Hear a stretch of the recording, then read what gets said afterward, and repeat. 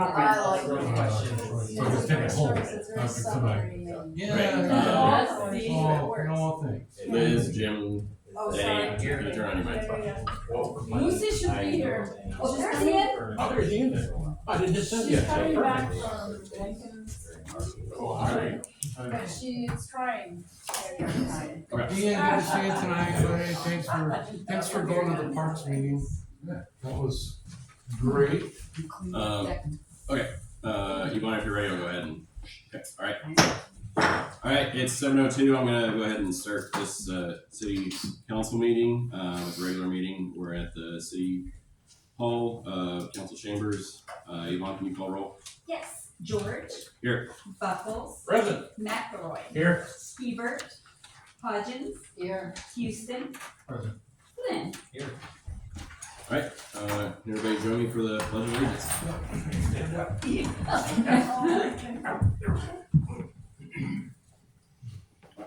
I pledge allegiance to the flag of the United States of America and to the republic for which it stands, one nation, under God, indivisible, with liberty and justice for all.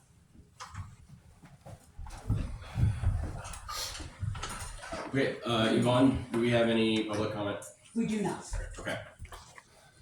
All right, well, we can go ahead and review Yamhill County Sheriff's report. Oh, I skipped that. You have those, yeah. Yeah, I skipped that. Okay, sorry.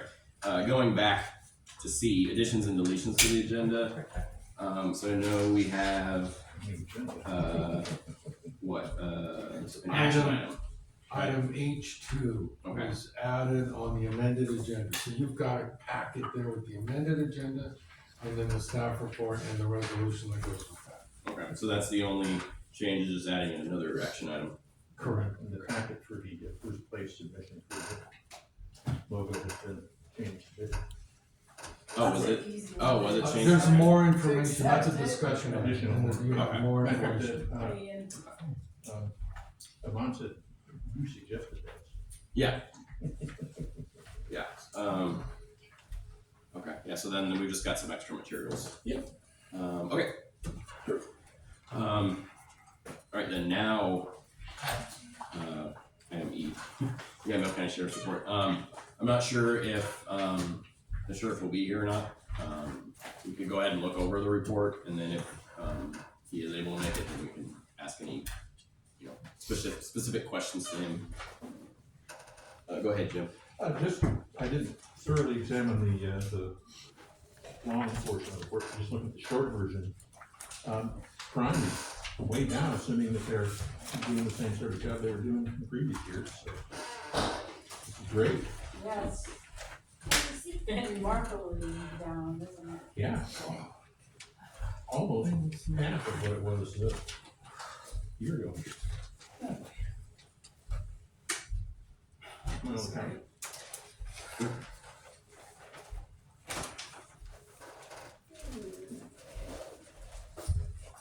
Any other comments or questions?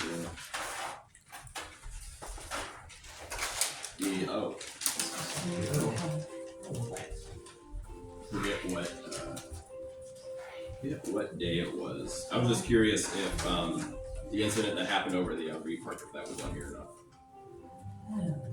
Just to see how many people responded. Check, I should have. I think that happened earlier in July. Gotcha, okay. Yeah, and I think that happened a couple weeks ago, so that might be in the July one. Anyways. I'm sure they responded though. Oh, yeah. Yeah, no, I heard them. Actually, I'm pretty sure that happened while we were at our last meeting. What I remember, and that's why all the sirens were going. Oh, it did. When said court was talking. They were presenting and sirens would go. Okay. Well, no questions or comments on that, and we'll go ahead and move on to presentations. We have Amber here from the COG, she's our finance director. Your Honor, can I introduce Amber just a little bit to the group here? Yes, ma'am. Because I've known Amber for so long. Don't forget to turn on your mic. So everybody hears it.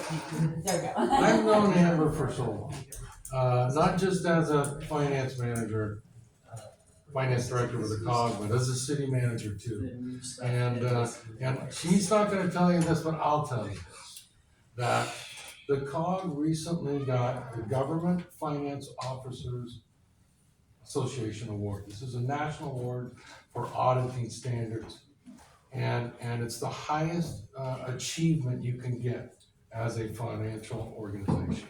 And there's several GFOA awards you can get, but they went for the most important, toughest one, and that's the Auditing Achievement Award. And they got that. And it's for the work of Amber and her staff, it's a big deal. And she wouldn't mention that, so I wanna make sure she mentioned that. So, Thank you, President. you know. Hi, I'm Amber Mathiesen, the Finance Director with the Mid-Willamette Valley Council of Governments. And as I understand it, you folks wanted to know a little bit about how our rates are formed, why we had rate increases, and why the timing. So first of all, our rates are formed based on a few factors. First of all, the cost of our staff. Our staff is our biggest service, it's our biggest cost, and it's also the service that we provide to you. So we have not only the hourly wage of the staff person who's providing the service, but also their benefits, their sick leave, their vacation, all of those things are factored into the overall cost of providing a staff person. So as you can imagine, that's our cost to providing that service to you is not only the person, but also those overhead costs that come with the person. We direct our rates to be cost recovery, which means recovering the amount that it costs us to do to provide that service. Now, the other component of how COG has paid for its services historically has been through membership dues. Those dues are based on a per capita rate of each individual community that contributes to our dues through your guys' budgets. Every city has a different population that is calculated by Portland State University's population estimates. And then the per capita rate is roughly 0.56 per capita, equating to the dollars. And we also have a low end and a high end cap. And that is because some of the smallest cities would not be able to afford the membership dues if we did it strictly on the per capita rate. And the largest cities would pay a tremendous amount more if it wasn't capped. So there's a high end and a low end cap to the formula with that. What we have learned though is this year we had a very unique circumstance come up, which is that we also have what's called an indirect cost rate, which is an overhead rate that we are allowed to charge the federal government for federal grants and contracts that we work on. In prior years, that rate has hovered around 50%. This year, in late April, early May, we learned that that rate is projected to go down to 16%, which is what drives the timing of why the board met in June to talk about an additional rate increase beyond the normal one that we have every spring, because how are we going to fill that $280,000 gap that reduction of overhead rate creates? So the board met in June to talk about how to do that. They were presented with options. One is reduce COG staffing to eliminate the number of positions it would take to make up that difference, or raise rates. And we presented the board with options of 7%, 10%, or 16%, and those were based on the amounts of money that we felt incrementally would help us meet the difference of if we do 7, we have to reduce this much in staff. If we do 10, there's a little less reduction. If we do 16, there's no reduction. The board went for the middle of the road because they felt very strongly that they have an obligation to raise rates and charge what it takes to provide the people, but they also did not want to sting the membership unduly, given that they had already raised rates in the spring. Both of those rate increases took effect July 1st. So that second rate increase that came in June was also applied at July 1st, which is why they sent a letter, just literally as quickly as their board met, and we could produce that within days after that, which is why the notice time was short, because they felt like it was rather emergent to be able to cover the cost of the staffing, or we would have to reduce staff in order to make expenses. Good. Yes, Councilor. We've got your local service plan here for 2025, Yes. and you mentioned the rates went up in May, is that what I just? They proposed a rate increase in March and another one in June, both to take effect July 1st. July 1st. So is this, the local service plan that we have, I don't know if you'll know because you didn't print this and give this, are these the current rates that we are paying? So in your service plan, let me see if there are rates, because most of the, no, that's, I was gonna say, service plan and the rates are two separate documents, they've just pushed them together here. The rates that you see here, are the rates, it would include the rate increase that was proposed in March and approved, but not the secondary rate increase of 10% that was approved in June. So this is what they've already, what they have already ratified in a resolution. The second rate increase won't be ratified until September, but the direction from the board was to implement the rate increases because the documents were not prepared, because we didn't know what choice they were gonna pick. So they'll shore that up at the June, what month are we in? July 30th meeting. Thank you. Are there other questions I can And answer? all the members were treated the same. Correct. Yes. Yeah, the across the board increase was to make up that difference the best you could. That is And correct. still do some hiring or some staffing. Yeah, we actually reduced our staff positions, in 2024 by 2.5 FTEs, this year by 1.5 FTEs, and then we've said that we're freezing both, two things. Our staff did not get raises or cost of living increases this year, and we've frozen all vacancies as they occur, with the exception of an accountant. And that's simply because we need at least 3 bodies to do internal controls, and we've been doing it with 2 for the last year or so.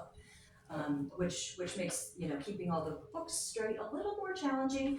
But outside of that, for example, our administrative services coordinator left to go work for a city. We have not refilled that position. Our GIS programmer left. We're not going to be filling that position. And there are some other part-time reductions that we've made to fill the slate of work that needs to be done.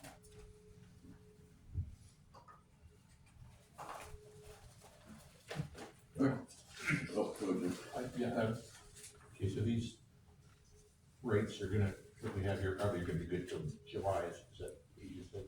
The rates that were implemented, the rates you see before you, plus the rates that were increased in June, will show up in a new resolution at the end of the month. And then, this is more for the council than for you, because you're gonna, how much we pay you, but, these are all, the June payments to the council government. $32,218.69. And if, I don't know, I didn't go back and check everything, but if we do that every month, wow. I'm not saying you don't deserve it. I've been a government worker, I understand about not taking a pay raise and, we're not filling that slot. So you guys sound like you're cutting it to the bone, but it's still tough out here for a couple of cities like Sheridan. It absolutely is, I agree with you. Let's do it. Is that because we hired someone to do the budget, to help with the budget though? Wasn't that a temporary position? Well, that covers myself, Liam, any other services from. But didn't you I assisted with the budget, Laura has assisted you guys with grants. Liz, I think the person you're talking about is the auditor, Oh, the auditor, the okay. forensic auditor, which I believe is Someone not came for in the just COG. for, I That's thought, correct. temporary position, yeah. Right, Sarah Johnson, our CPA, helping get us back, she's got another couple of months. So that figure will go down is what I'm really getting at, right? Sarah is not wrapped into the figure from COG though. While we helped you find her, she's not one of our staff people. That's a separate bill. Oh, okay. That is something else, again, not a complaint, just the fact. The council should know, talking about Sarah as for, let's see what it says here, from, June 6th until July 15th, we paid her $19,329.52. She worked 82.5 hours. She got, credit, and this is, again, these are not complaints, it's just the facts. She drove 589.6 miles and got 70 cents per mile, which is the standard rate. And she had 5.5 per diem meals at $60 a pop. And that's all included in that $19,329.52. So that's not going to the COG, but that's coming out of our budget. That's another Correct. big figure. And if she's here for a couple more months, Well, and that's Jen, is a spike, because it's a lot of work she devoted to us to finish reconciling fiscal year 2024.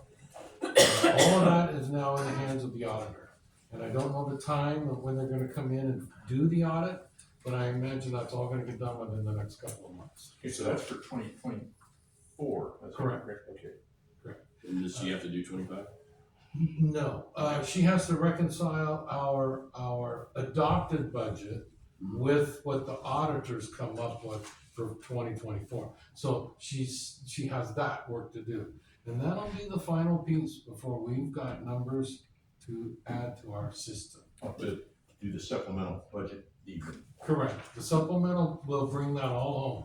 And that Yes. spike is because she was preparing the audit, but now that the audit is prepared, it'll most likely, hopefully go down. Right. You won't, I don't think you're gonna see another spike like that. I hope. It's typically been pretty steady, but we really needed to get 2024 done and stay on track. So, and that has been done now. It's now in the hands of the auditor.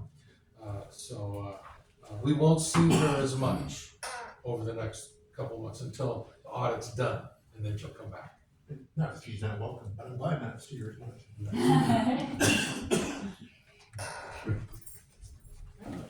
If there aren't any further questions, I'll let you get on with the rest of your agenda.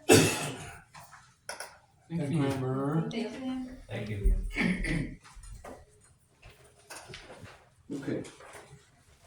So, next we have the consent agenda. And as a reminder, somebody could approve all three with one motion, but up to two.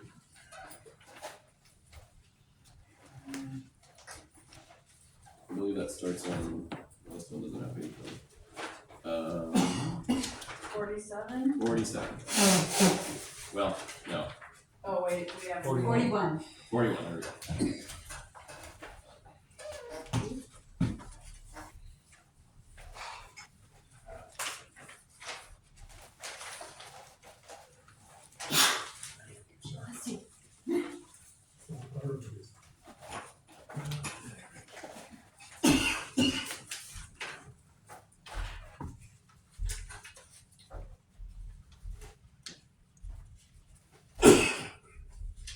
Jim. I can talk. This last Thursday, thanks to the council allowing me to, sign checks, I came in and went through the whole bunch of paperwork, finding out where our money goes. And, you know, it's designed to keep us honest, and I can't find any mistakes that indicate there's money going where it shouldn't. There's just simple things that sometimes I don't understand. I'm gonna come back and talk with Yvonne, this coming Thursday to educate me more what I don't understand. But, I couldn't see any issues in the paperwork. I worked with the paperwork in the, packet is a little different, and I went through that as well. There is some expenditures in here back from, June that you wouldn't necessarily expect. So it's a lot of money. But, bottom line, I'd like to make a motion to, pass the consent agenda as presented. I second it. Okay, any discussion? All right, I'll go ahead and call for a vote then, all in favor? Okay, that looks unanimous. Okay. Okay, so next up, we have action items. First one, resolution to approve 2025 City of Sheridan Council rules. I was curious if maybe I missed it or something, but if there was, any changes made, or is it? Change their highlighting, and they're in bold, I guess. Is that Yeah, correct? they're bold. In bold? Yeah. Correct, yeah, the revised, updated council rules shows the new text in bold. And those three sections we talked about, basically. One about attendance, the other is the media, and then public hearing. So, it's on page 86.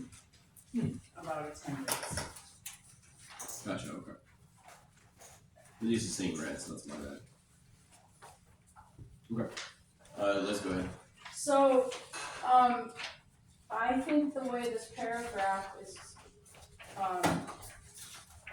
the way it's written is misleading, because it says members of the council shall advise the city manager if they will be unable to attend meetings. And the next sentence says unless a member has received permission from the mayor. So does that mean you have to talk to the city manager and get permission from the mayor not to attend a meeting? Okay. Is that page 86? Page 86, yeah. I had that same question. It's a little confusing the way it's worded. So it says, members of the council shall advise the city manager if they will be unable to attend any meetings, unless a member has received permission from the mayor. I guess the unless does clear it up. Members of the council are expected to attend all council meetings in person, especially if the members in the city. Well, then it mentions it's the sole discretion of the mayor that, it's gonna allow that, you know, if you're gonna miss a meeting, the mayor has the sole discretion to approve that. But again, we start out with city manager and then jump to mayor. It's like, why don't we just call Joe and he can tell you what's going on? That's fine too. Yeah. As long as the staff are informed as to. That's what this is designed for, is to let everybody know, is somebody gonna be missing, why they aren't here, you know?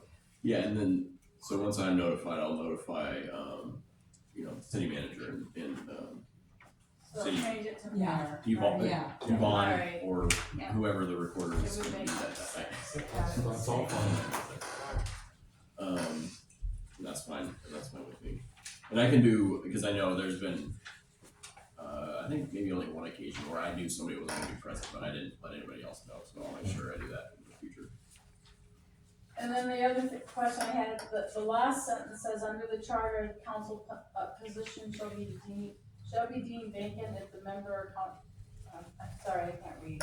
If the member of council is absent from the city for more than 60 days without council permission, or absent from all meetings of the council within a 90-day period, shouldn't we add unless there's an extenuating circumstance preventing from attendance? There could be a hospitalization or emergency in the family, and The then. charter doesn't have an exception for hospitalizations or emergencies. Then, I think the 60 days, I mean, yeah, I don't know, that's hard, because 60 days, I think that for sure would give, permission to be absent, but 90 days, it doesn't That's the give that the leeway for that, but yeah, the charter is, But I'm thinking our charter was written in 1947, and now we're in the Zoom age, where you can Zoom into meetings, and some cities actually just Zoom, they don't even attend a call, they just have Zoom meetings. So I'm thinking, if we could add something to update it about Zoom meetings. We can't just change the charter. yeah, It has to be approved by the voters. yeah, Okay. no, that I think has to stay. But this is a change to this is the council rules of procedure. Right, Okay, okay. yeah, it Alright. just brings in some of the language from the charter, I guess as a reminder. Okay, Jim, Since in the past, we've had people Zoom in because they weren't well. And I don't believe we call that an absence, because there they were, I mean, they weren't in the room. So I would think if this is the way I read this, was that 60 days, if you don't let the council know where you are, or if you just don't show up for 90 days, that's a big deal. But if you call and tell KL that, hey, I'm sick, I'm in the hospital, and I got Wi-Fi here in the hospital, I can Zoom in, to me, that's attendance, you showed up. yeah, should we add language in there that says something about attending virtually? Yeah, that's what I. No, actually, pardon me.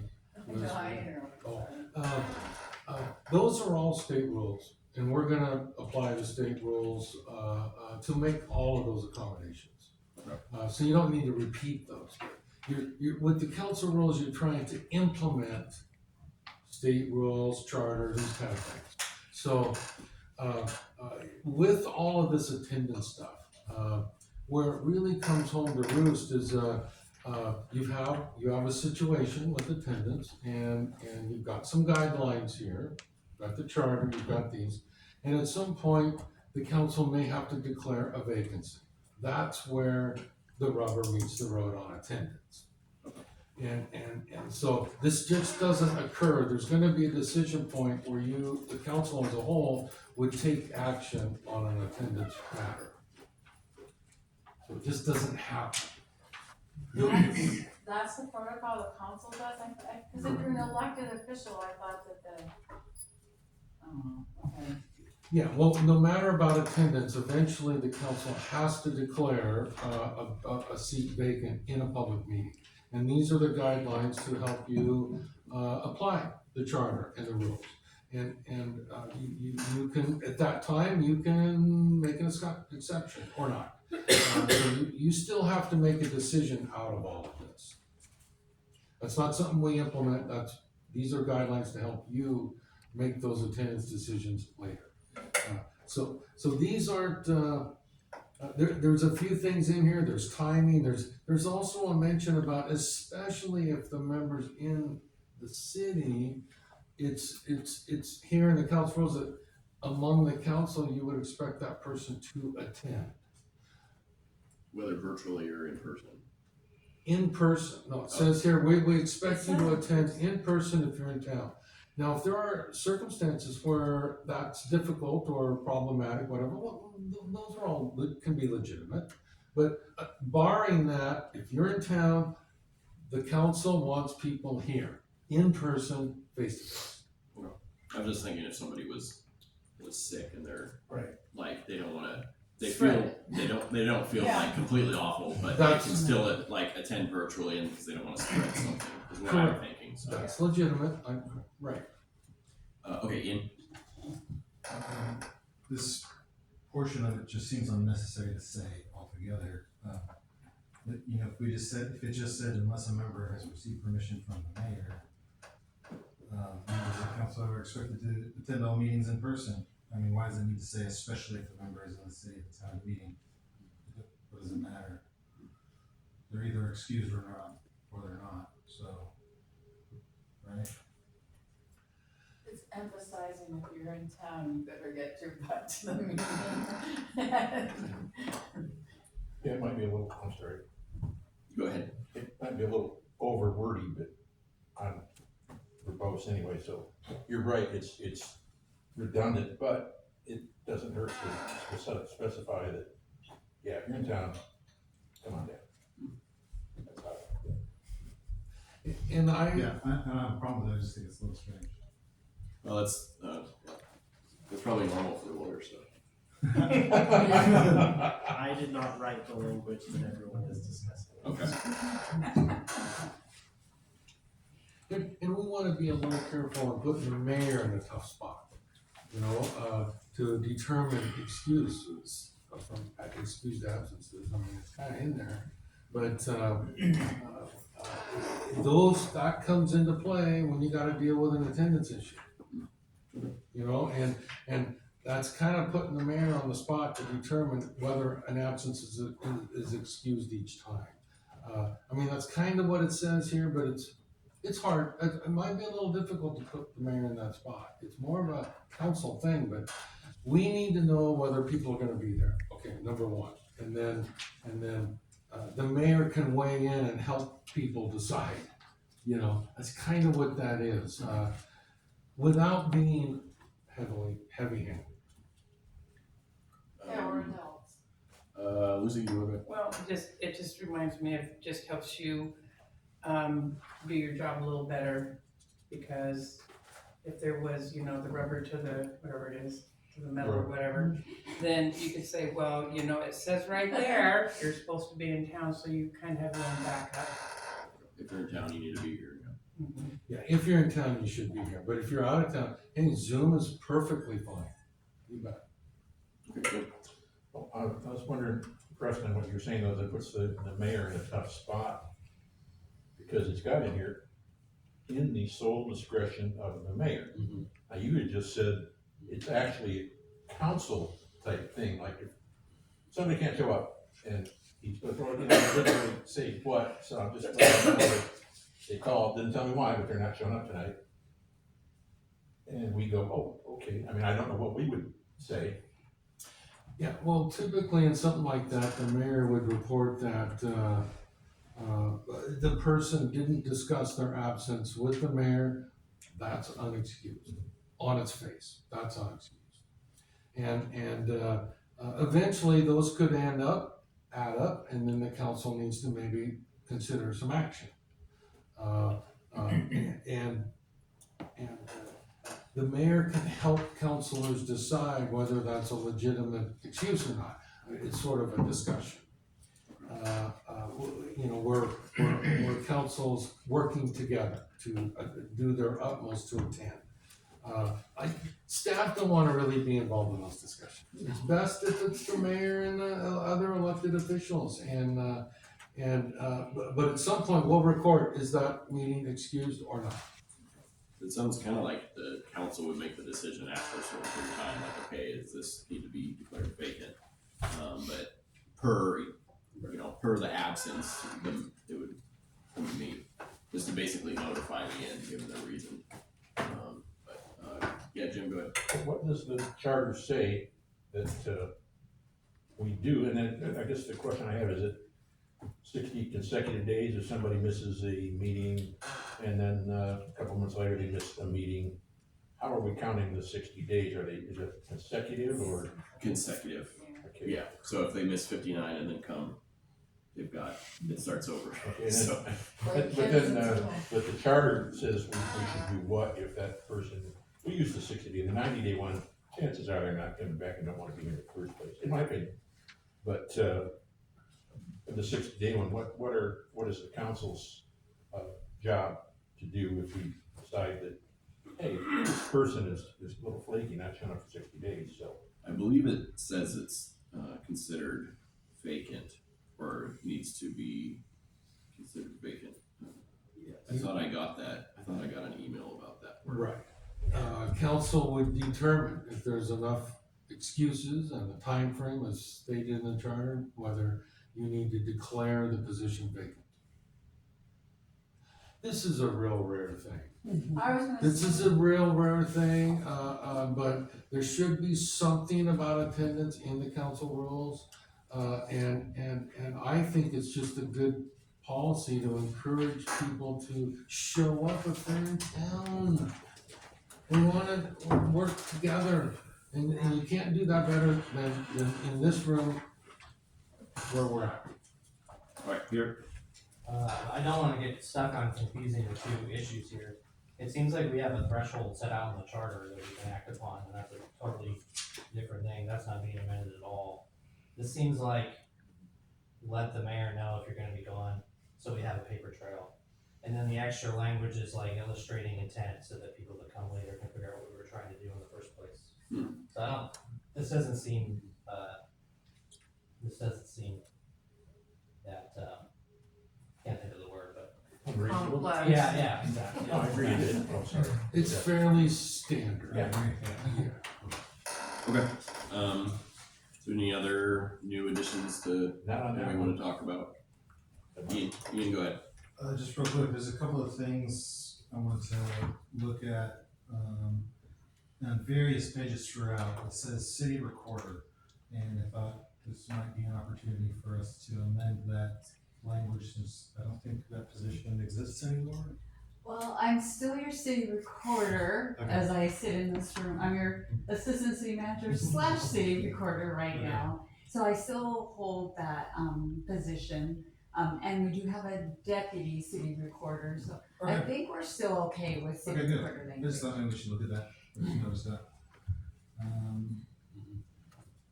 I did notice here, it says under, let's see, this is page 76, under section 5, agendas. What page is that? Ian, sorry. 76. 76. Okay. This is section 5, agendas. Subsection A, this says, shall the materials for the agenda shall be distributed to the council at least 3 days preceding the meeting. Seems like we should be able to like, I'm fine with this being like the cutoff date is like, I guess, 3 days. But can we aim for better, please? Cause like sometimes I'm getting this stuff on Friday and I'm Yes, like, yeah. there's stuff in there that I didn't know was gonna be in there. And I'm like, okay, cool. But you should at least throw it in an email, you know? Right. Something. So, And I can understand that because sometimes they're 150 pages. Sure. And 3 days can be Yes. tight Sure. to do that. I guess And maybe then links as well. even so like, to it. if like you guys have like a general idea of kind of Monday, like, cause I know there's a meeting that happens Monday before, before the council meeting. And so like there's kind of a general like thing that might get added, and maybe that would be, if it's gonna be added on Wednesday, maybe we can. Maybe a draft agenda, would that be helpful to see, like prior to the finalized agenda? I guess I would trust your discernment that we would wanna be notified of what it is, so I guess never mind. Oh, That's fair. So can I ask,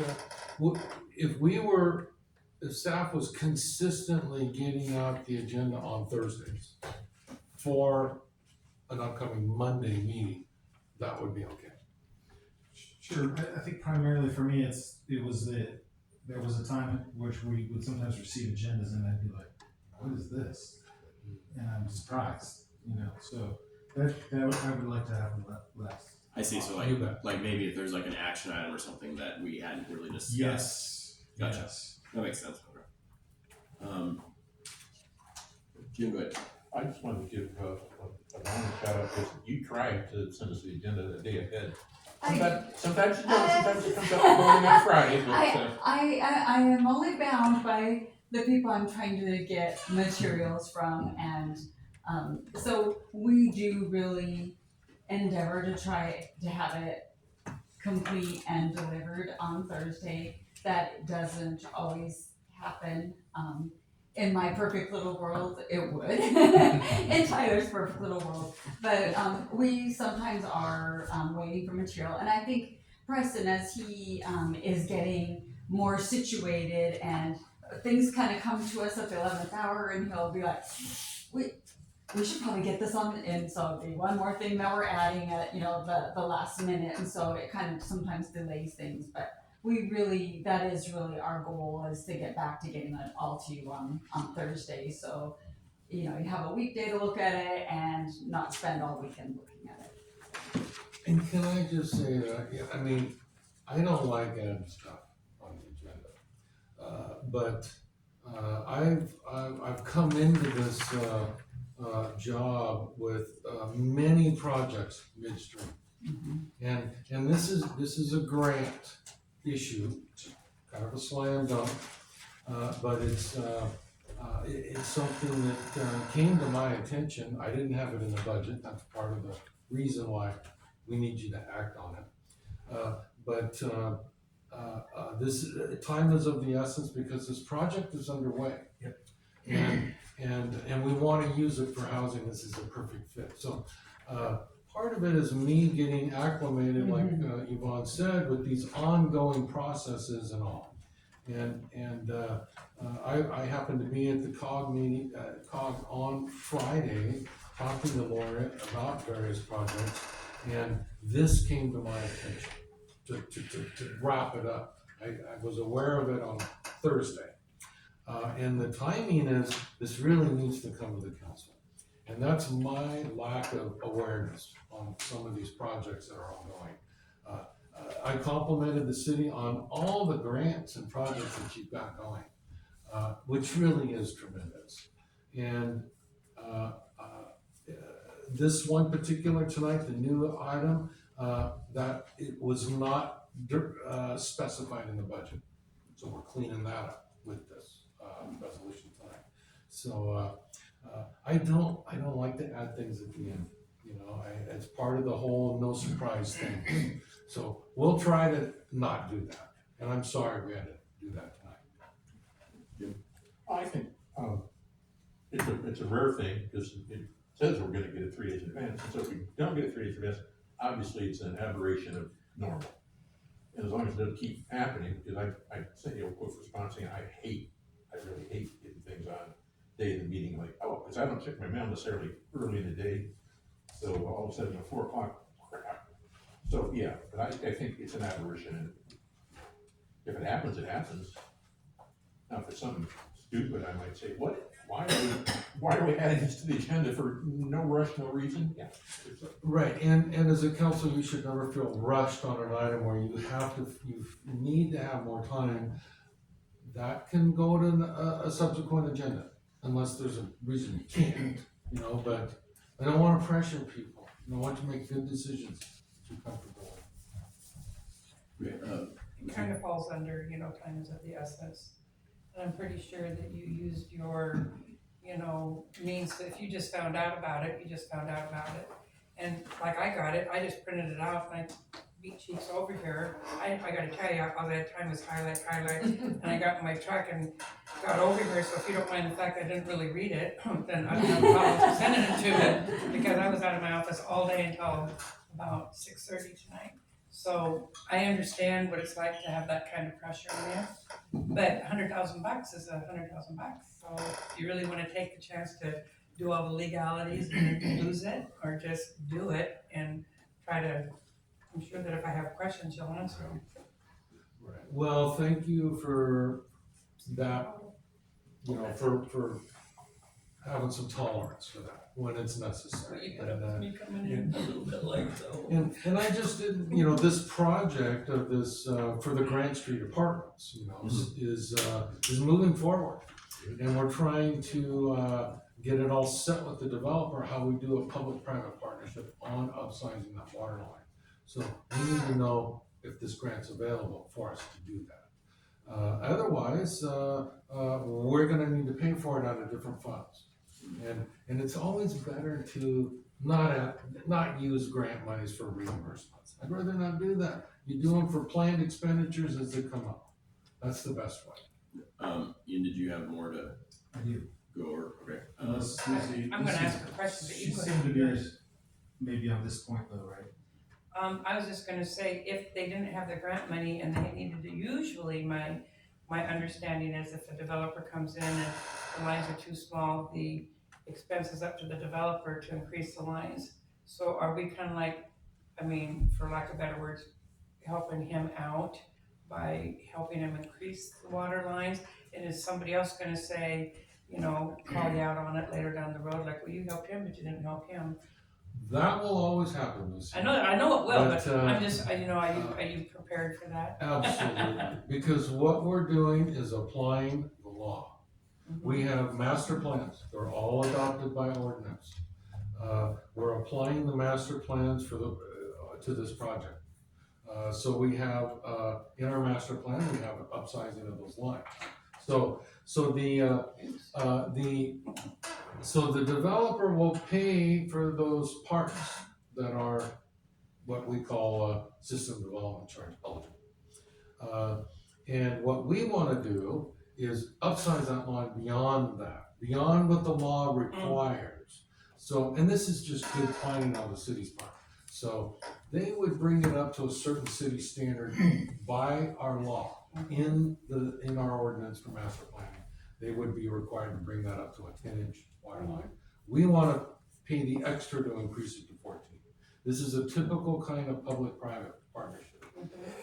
And it's not about, favoritism at all. No, I understand, because I just need to ask those questions, and I do ask questions, so. You bet. So then, can I just like, for example, because there's that other 5 acres down on Sheridan Road, it's on the left-hand side, but they're not really doing anything with that yet. So you couldn't spend that money to help them out anyway, because it's still bare land, it's still sitting there, and I don't even know if they've come up with a plan to the planning commission. It's because, according to what you're saying tonight, which I didn't know, that this apartment thing is kind of ripe and ready to go. Absolutely. They've received That's because they're plan ready. use approval. Yeah, I just read that tonight, that they just got that, so that's why you wanna kind of nail those funds, and I now understand, increasing the size from a 10 to 14, I know that costs more money, so. Is the thought to have the entire line on Sheridan Road 14? Correct. Part of it, okay, so eventually that might be 14 when we That's- do the whole road. Yeah, Right. Okay, all right, sorry, go ahead, Ian. Finally, my question was on page 99.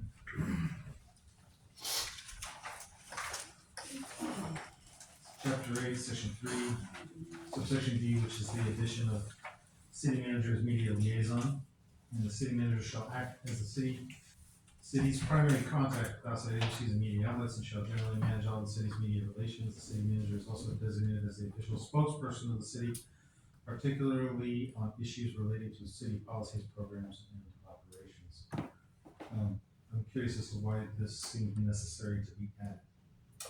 Well, that is current protocol, and without that in the council rules, A, B, and C doesn't really quite capture that. See, A, B, and C talks about other things, and it doesn't really come out and say the city manager is our spokesperson, and that is the acting protocol. It's the way it should be. And so this just kind of formalizes current operations. Okay. Okay, Jim.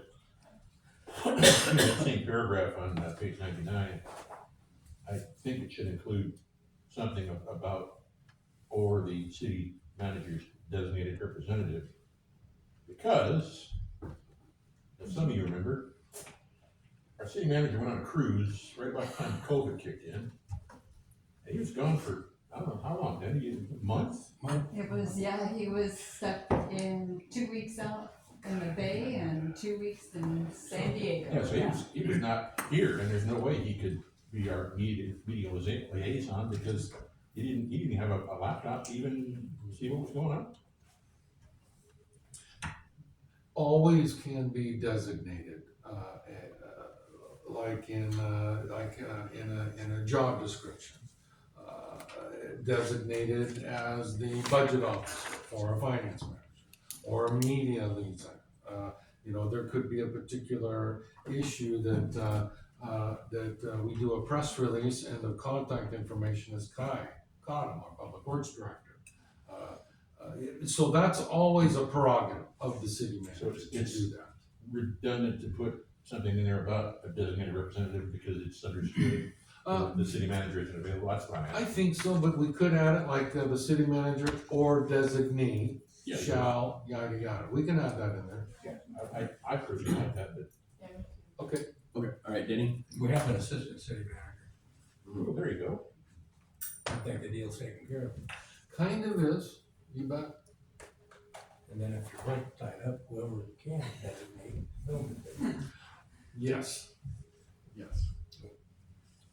Okay, Ian? Maybe we could just add that the designee by the city manager or the mayor. Just the designee, then whoever is around. The mayor with council approval. Yeah, I'm just thinking if something happened back in January, well, I guess that would have been acting city manager responding then. I was just thinking if we didn't have a city manager or interim, that would make sense to have designee in there or mayor or something like that, but that's hopefully rare. That Right.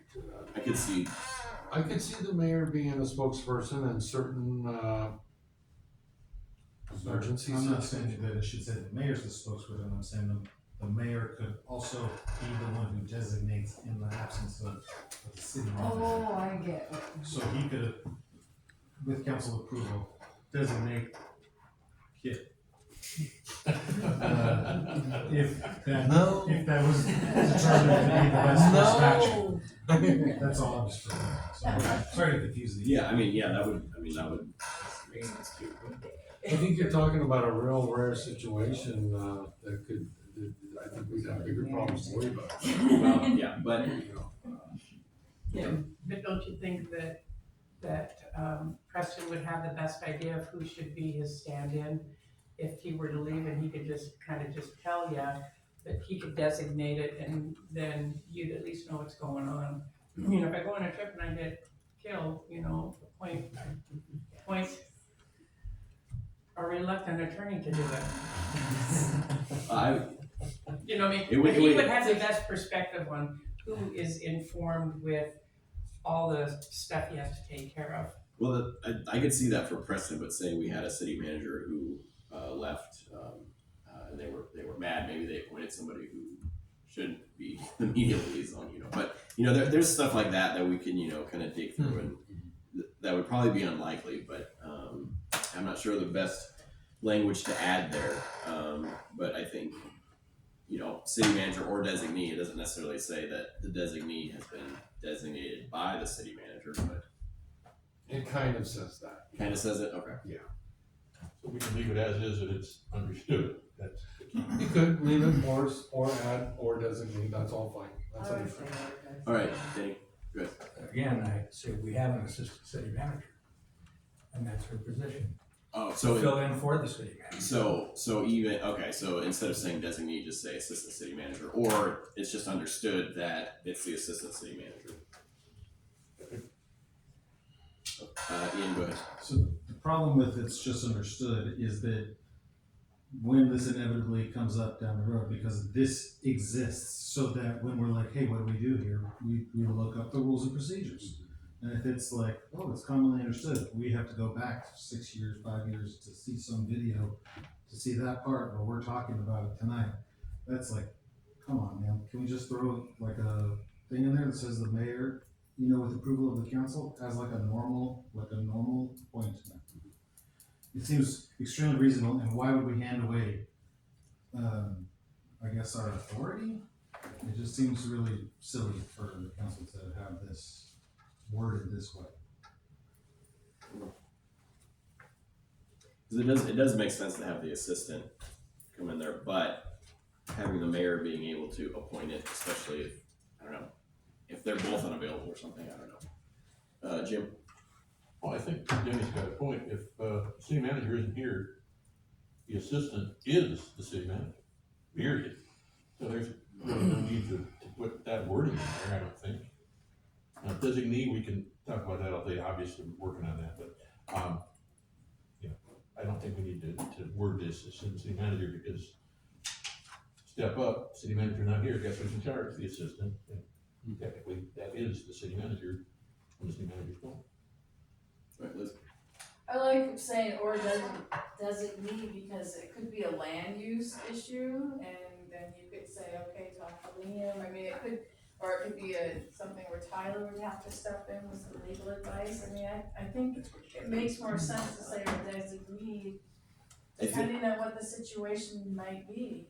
I think the main thing with the media liaison is they're like the point person, so they don't have to say this or that. But I think what would happen is if the media has a request and say the city manager's not available and it is a land use thing, they would give it to Yvonne, and then she basically would ask Liam and then put it out. Exactly. Yeah. So it wouldn't be going through different a couple different people, because Right. something big could happen and it could be a land use thing, law enforcement, public works. It could be several things, but it would all go to one person.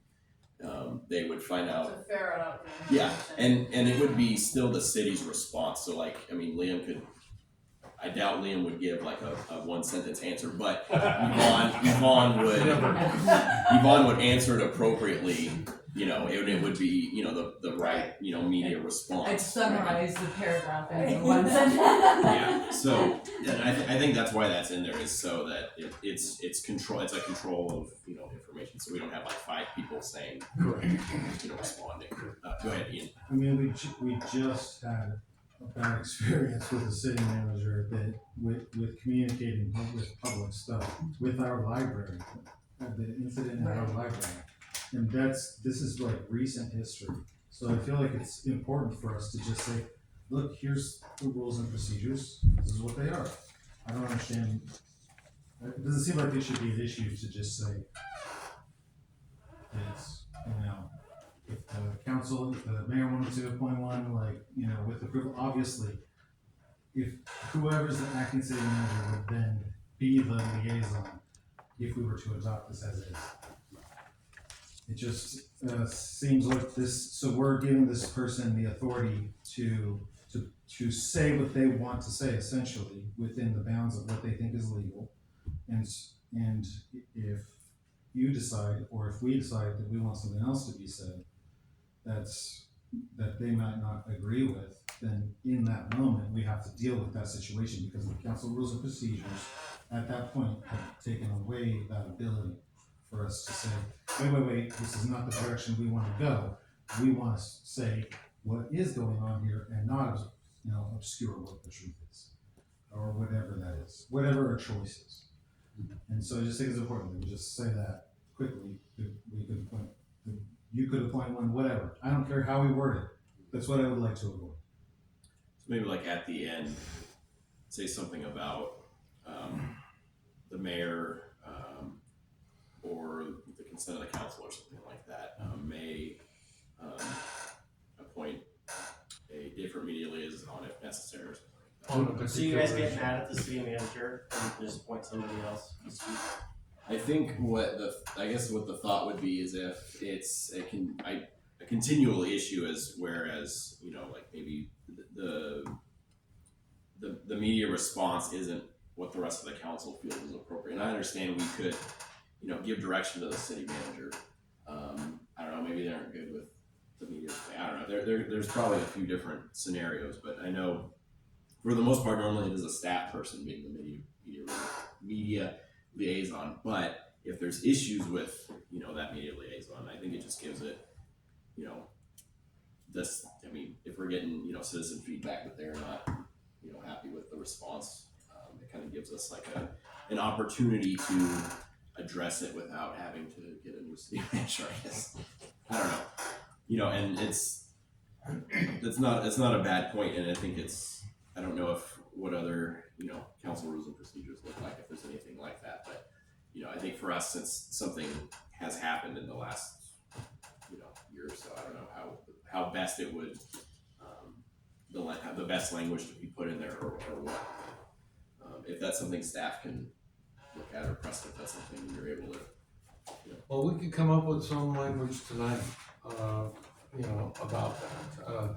It just seems to me like you're thinking about corrective behavior, and that goes beyond. It goes beyond really what we're trying to do with good governance. Okay? You got a problem with the city manager, they're not handling the media, you got a correction you need to make. And it could mean you need a different city manager.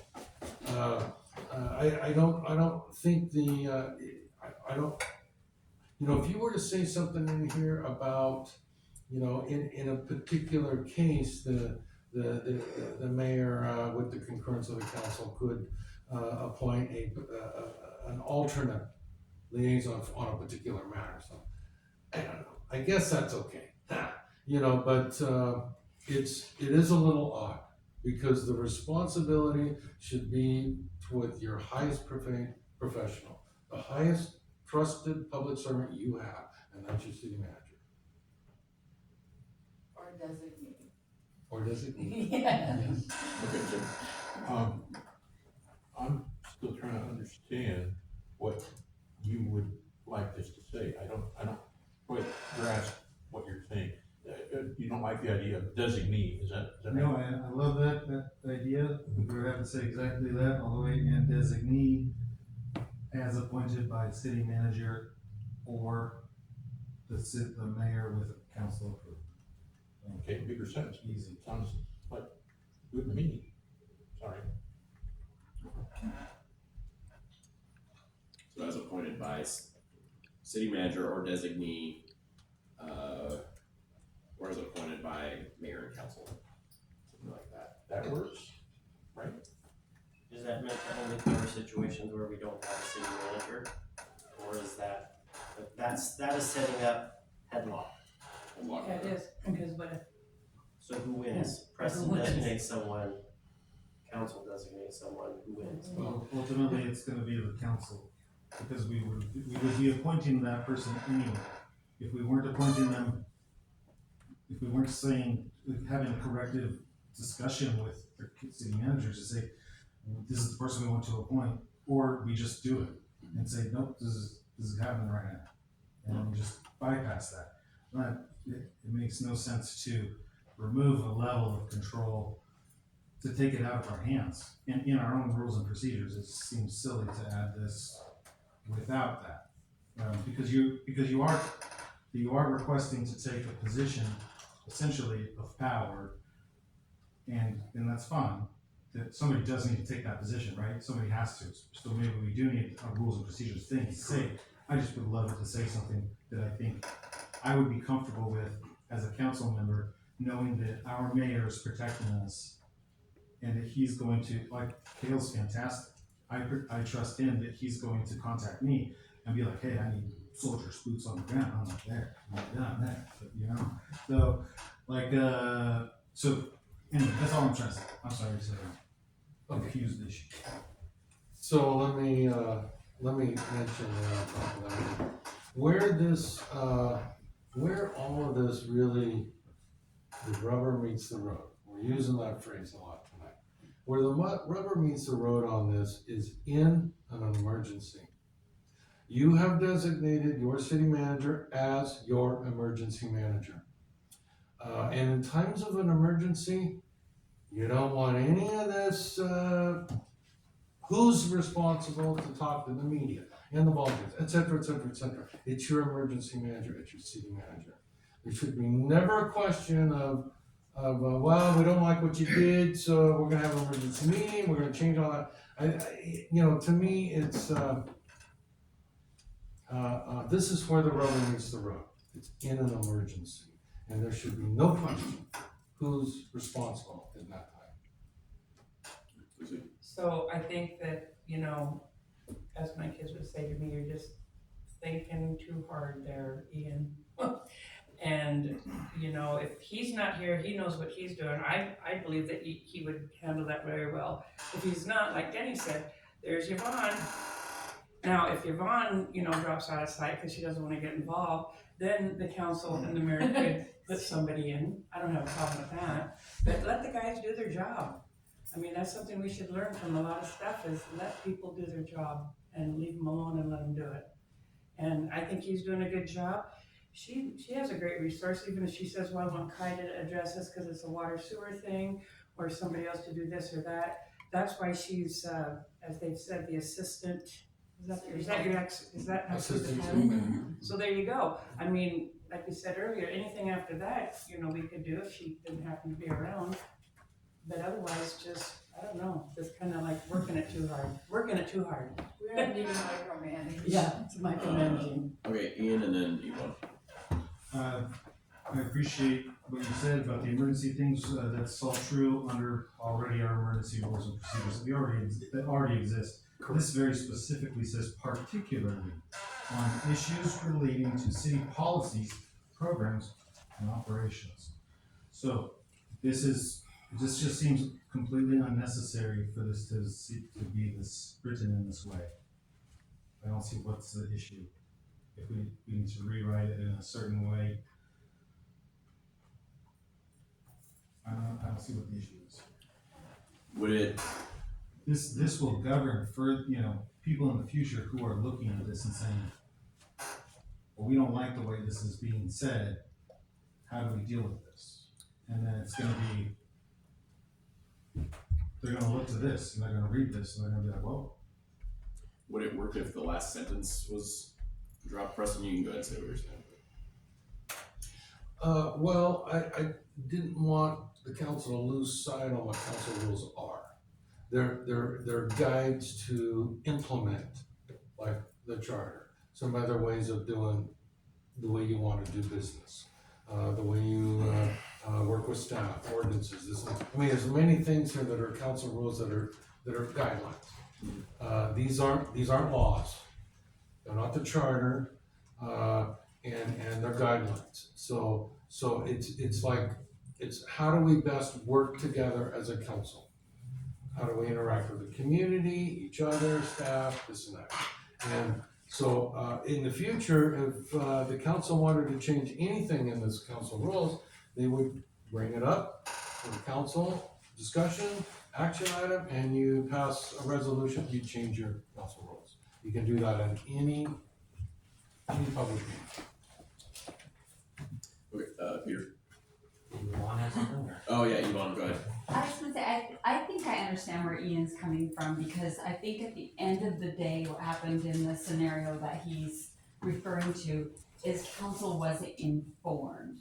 And I think, it's less about who's the point for the spokesperson for the city, but keeping the council informed. So that way, if you're like, well, Preston, we didn't really like that communication, we really, just, so communicating with the council at the same time so they can be informed and understand what's going out.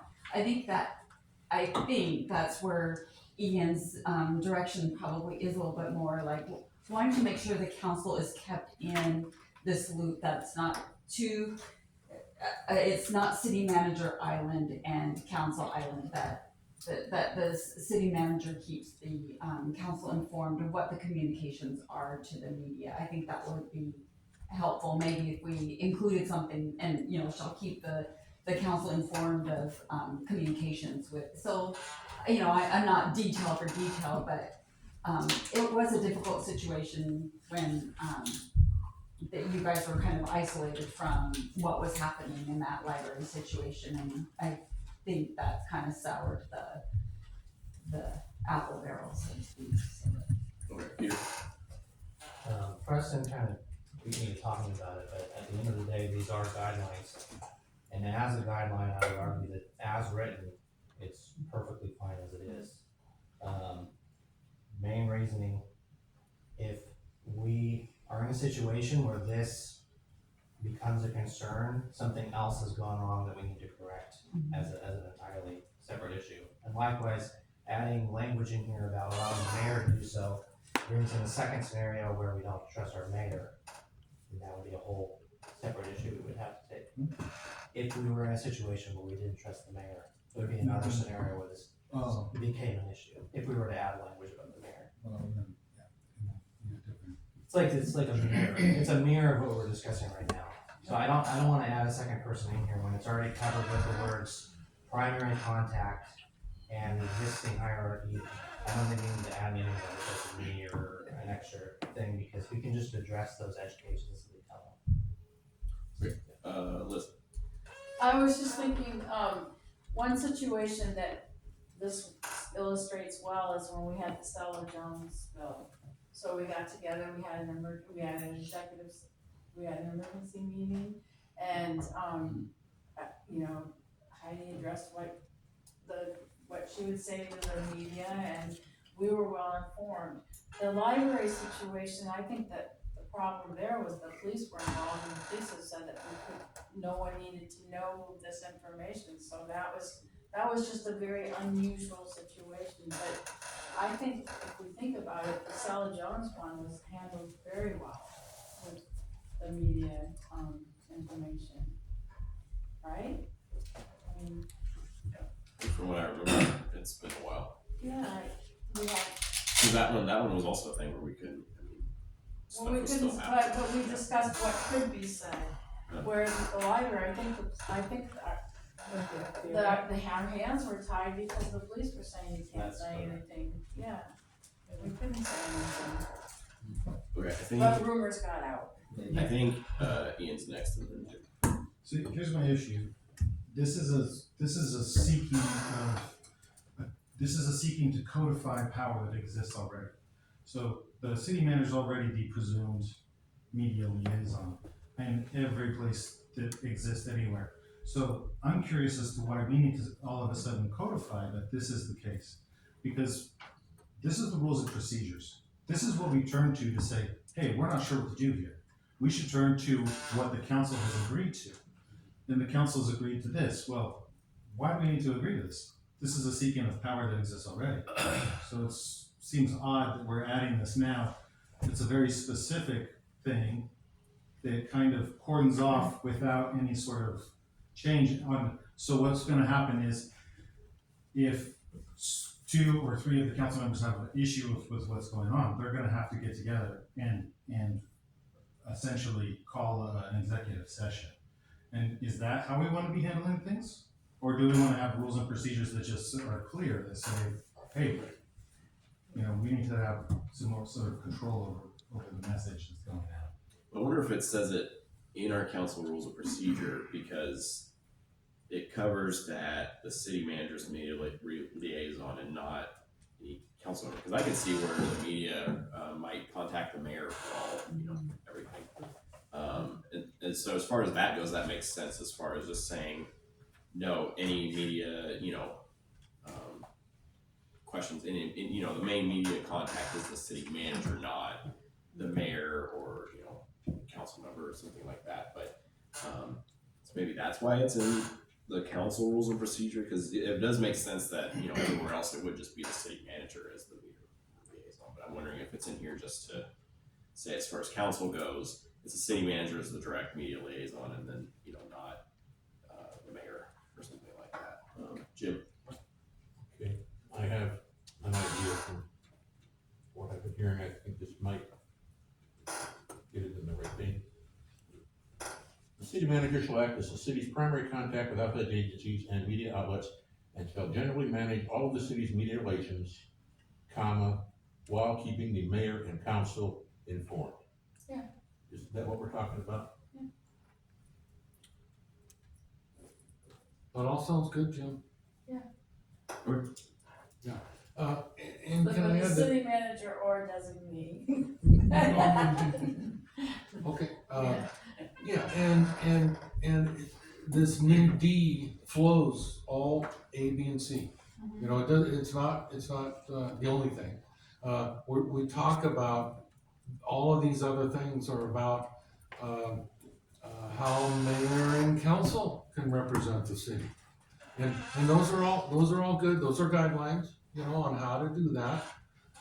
But nowhere in here does it say our general purposes, our manager is the media liaison. You've said that under emergency management in the code. I believe it's in the ordinances.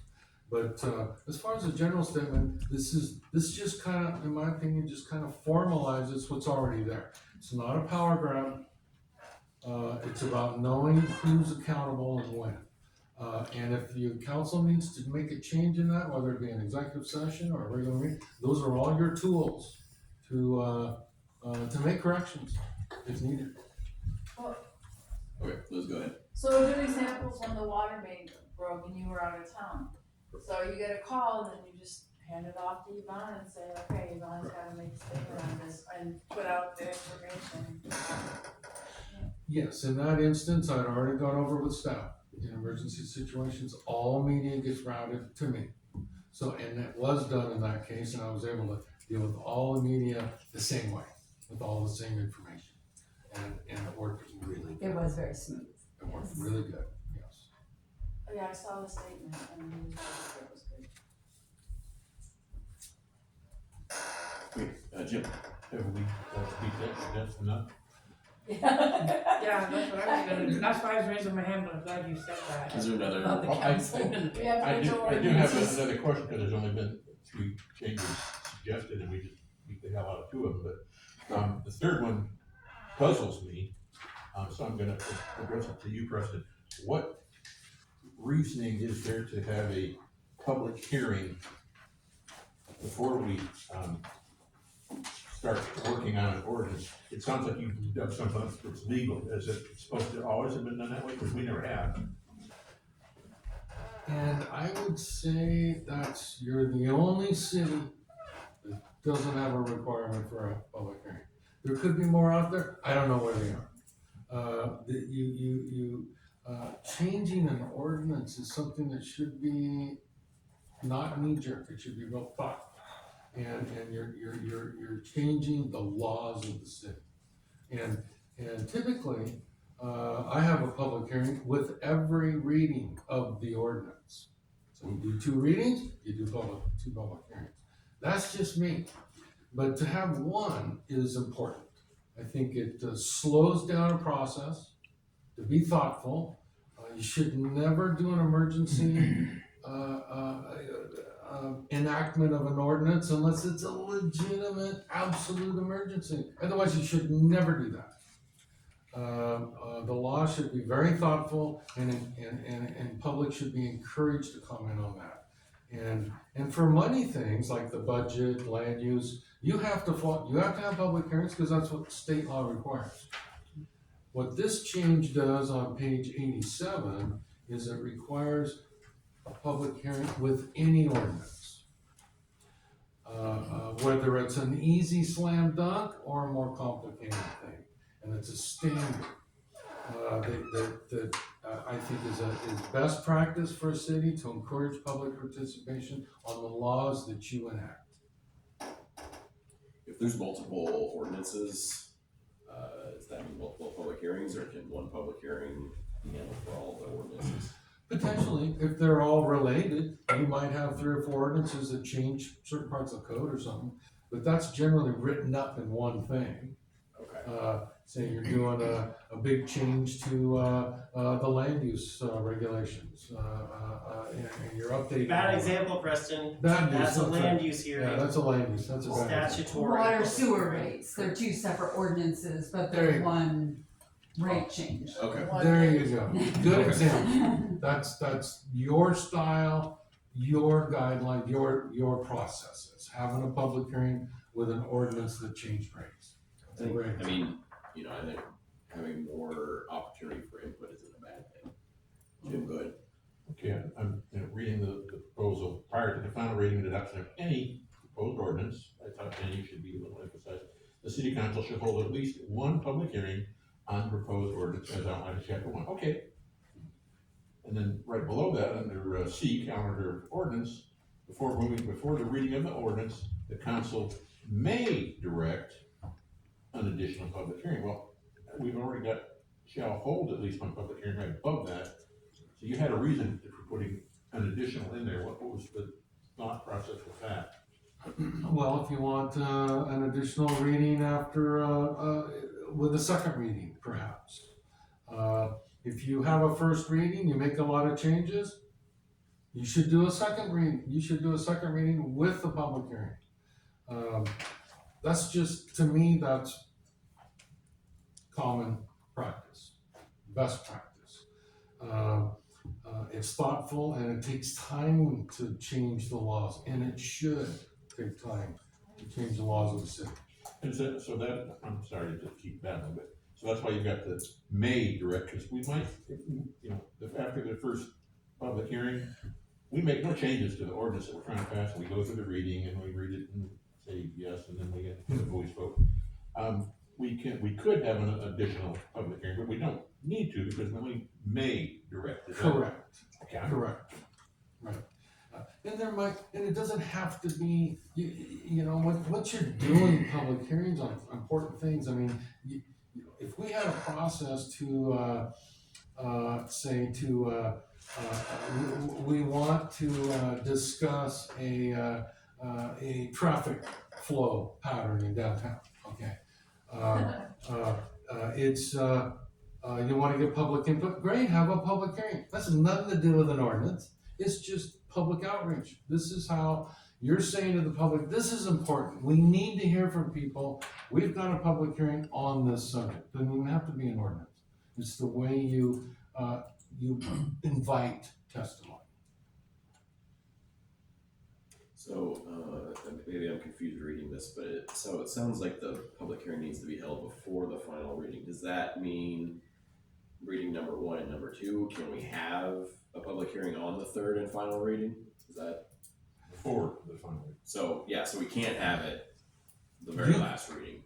You can, but I would say, on the first reading is the best time to have it. When it's first introduced to the public and you're discussing it for the first time, maybe there's changes, maybe not.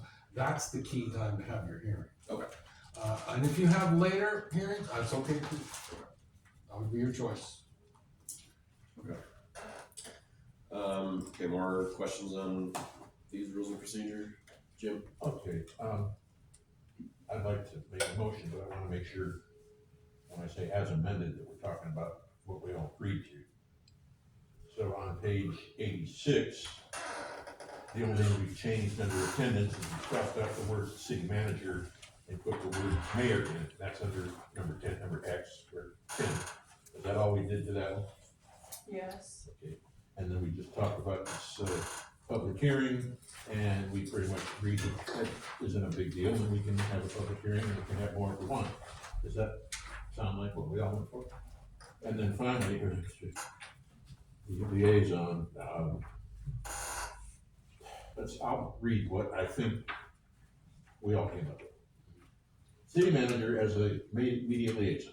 The city manager or designee shall act as the city's primary contact with outside agencies and media outlets and shall generally manage all the city's media relations while keeping the mayor and council informed. And then the city manager is also designated, blah, blah, blah. Is that what we agreed to? Sounds good. Okay, so in that case, I would like to make a motion that we approve the changes to the council rules of procedure as opposed to and as presented and amended. I second it. Any discussion on that? Kind of, just one thing to say, I had no idea it was gonna take this long. Really? Well, you gotta get the details. Oh, sure, no, I get it. Details. That everybody's, Yeah, agreed to. Okay, so, there's no other discussion, then call for a vote, all in favor? Okay, it's unanimous, okay. We got to do it. Moving on then, we've got resolution Well, that 2020. was a great discussion. It really was. Very good discussion. Yes. 2025-K is, the new one, that was handed out to Oh, us. okay, that's right.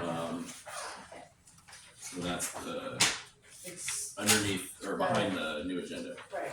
amended agenda. So, Your Honor, real briefly, we Go kind ahead. of already talked about this, but it's a really, important project for the city. Besides this water line, we have this grant, that's the wonderful thing about all of this. And we want to apply that grant to that project. And this, resolution does two things. It says we accept the grant and we're gonna use it exactly for that purpose. The money's in the budget, it's not designated, so this does that, makes it usable. And it's very timely. And with that, I'll answer any questions. What, oh, okay. You go ahead, Lizzie, I was just gonna make a motion. oh, Jim, got that, that's my idea too. Free money is. I make a motion to approve the resolution 2025-K accepting and directing a $100,000 housing infrastructure grant from the state of Oregon. Second. Yay. first and second, okay, any more discussion on that, Ian? Why are we awarding this to the apartment complex on Grant Street as opposed to what? Cause it's a housing infrastructure grant. Is it just improving the water line in general, or are we directing it specifically to the Grant Street? Specifically to the water line in Sheridan Road that services the Grant Street project. Okay, so that section of water line Correct, that leads up to Grant Street, not necessarily the whole water line? correct. Okay. Just that it's about a 2-block section that's identified as, they're, tied to that project. See? Okay. Yes. Does that answer? Yes, thank you. Okay. Any more questions? Okay, I'll call for a vote then, all in favor? Okay, that looks unanimous. Alright, great. And might I also say, Your Honor, that is, if for some reason the use of these grant funds are not extended, we don't have a grant. Yeah. Okay. So, everybody's expecting that to be done, because it all got allocated at the end of last fiscal year, including us. It was all done with the expectation that that will be extended, so we're keeping our fingers crossed. Okay, alright, so that was our action items. So next, is, yes, direction on city logo. And my thought was that what we could do, is just, we have the first place winner here. Well, actually, I guess in this handout, we have first, second, and third place winners. But what my thinking was is that this could be like homework for you guys. Look at it, have your suggested changes, and then we come back and then we can discuss it. Unless ever, because I have a feeling nobody's unanimously like, this exact thing is what I want. I think it might be better if we, go home, make our changes, make our tweaks. Feel free to email me or text me or whatever for any questions if you have any. But then we can come back and discuss it. Jim? We've got our first place submission, so the second and third place are just, in my opinion, nice to look at that we decided we don't want. Is that correct? Yeah, I mean, maybe you want the text from one of them, or maybe you want some aspect, What I was thinking is, because we've seen, this is what we've got to work with, and the final logo is the one at the top. This has been discussed and went around, and we extended the contest to run even longer to get a better decision for more entrance into getting a logo. I'd sure like to see it get done. If anybody's read the packet, they would see what's here under the first choice for the winner. I'd like to see the final logo just be the final logo. The first place would be that. Yeah, the first place final logo that's right at the top of the City of Sheridan brand style page. That's my opinion. I'm not saying vote, I'm just saying that's my opinion. Okay. Denny, go ahead. So, we've been beating this up for 3 years. And the main goal I had was, we need to get the City of Sheridan, I don't care what logo it is, the name City of Sheridan on our city vehicles for safety reasons. For little kids' safety reasons. They need help, that's a safe place. So why it has taken so long, I don't know. But I'm very disappointed that 3 years to put a sticker on a truck that says City of Sheridan. So we should have got this logo thing, that's fine. I thought our original logo was wonderful too. I just want to see this on all our city vehicles. And we need to get moving on this. This is just a waste of time. Well, I will say that from what I've seen, there are city vehicles, it's just like a magnet that says City of Sheridan, which is better, definitely for sure, than nothing. It's a magnet. Sticker, sorry, whatever it is. But I agree though, because once we do have the logo on there, we can get new ones, but I see what you're saying. But yeah, and that was my goal with doing the contest, is to upgrade it and update it. And I should have pushed for this sooner, but with Preston coming in and he had all these for the work sessions, I didn't want to disrupt that flow. But yeah, I think it's important that we're talking about it now. And when we did award the first, second, and third, I just thought that there was some, additional comments or tweaks, and I didn't want to, push it to council and have it be like, okay, we need to vote on this when there was still some tweaks that people wanted. But I'm fine with this. I mean, I thought, maybe we can tweak the colors, but the colors aren't awful, so I don't know. Let's go ahead. So part of our homework, do you want us to suggest one for the trucks, or one for the, the logo on the trucks, one for letterhead, and or just choose one for every? It should just be Okay. one for everything. Okay, If for some reason we need to tweak one for some special reason, we've got the logo and the bones in place where we could tweak it. But I think it just needs to be one thing, and that's the nice thing about a new logo like this, is that it should be scalable, so you could be able to read it on a letter and then read it on a truck. Whereas the old one is so pixelated, I doubt you could read it on a truck. Yeah. Okay. Jim, did you have something? Yeah, I'm speaking of what you just said about colors. I'm colorblind, okay, so I don't really get all the colors, but this explains the final logo explains why each thing is the color that it is. Do we want to mess with that? I don't think so. Well, somebody might want the bridge green because it's green, but I don't know. Gray's fine too, but okay, Ian. Okay, Lucy. Who picked out the colors? The artist. I believe. You mean the person who made this, or Yes. the graphic designer? Yes. Because they call that dazzling blue, but for whatever it's worth, there is a Sheridan blue, and they've used it on the corner of the designated directional of the building. And what I thought was very clever of that artist is that he even used a Sheridan blue, and I kinda like the thought of that, just being considered. But, you know, I personally, I like, I mean, I don't gotta really take it home, but that the top one right there I like, except I like to see the bridge a darker green. I don't care if the trees are light, but I think that, and it would offset the black.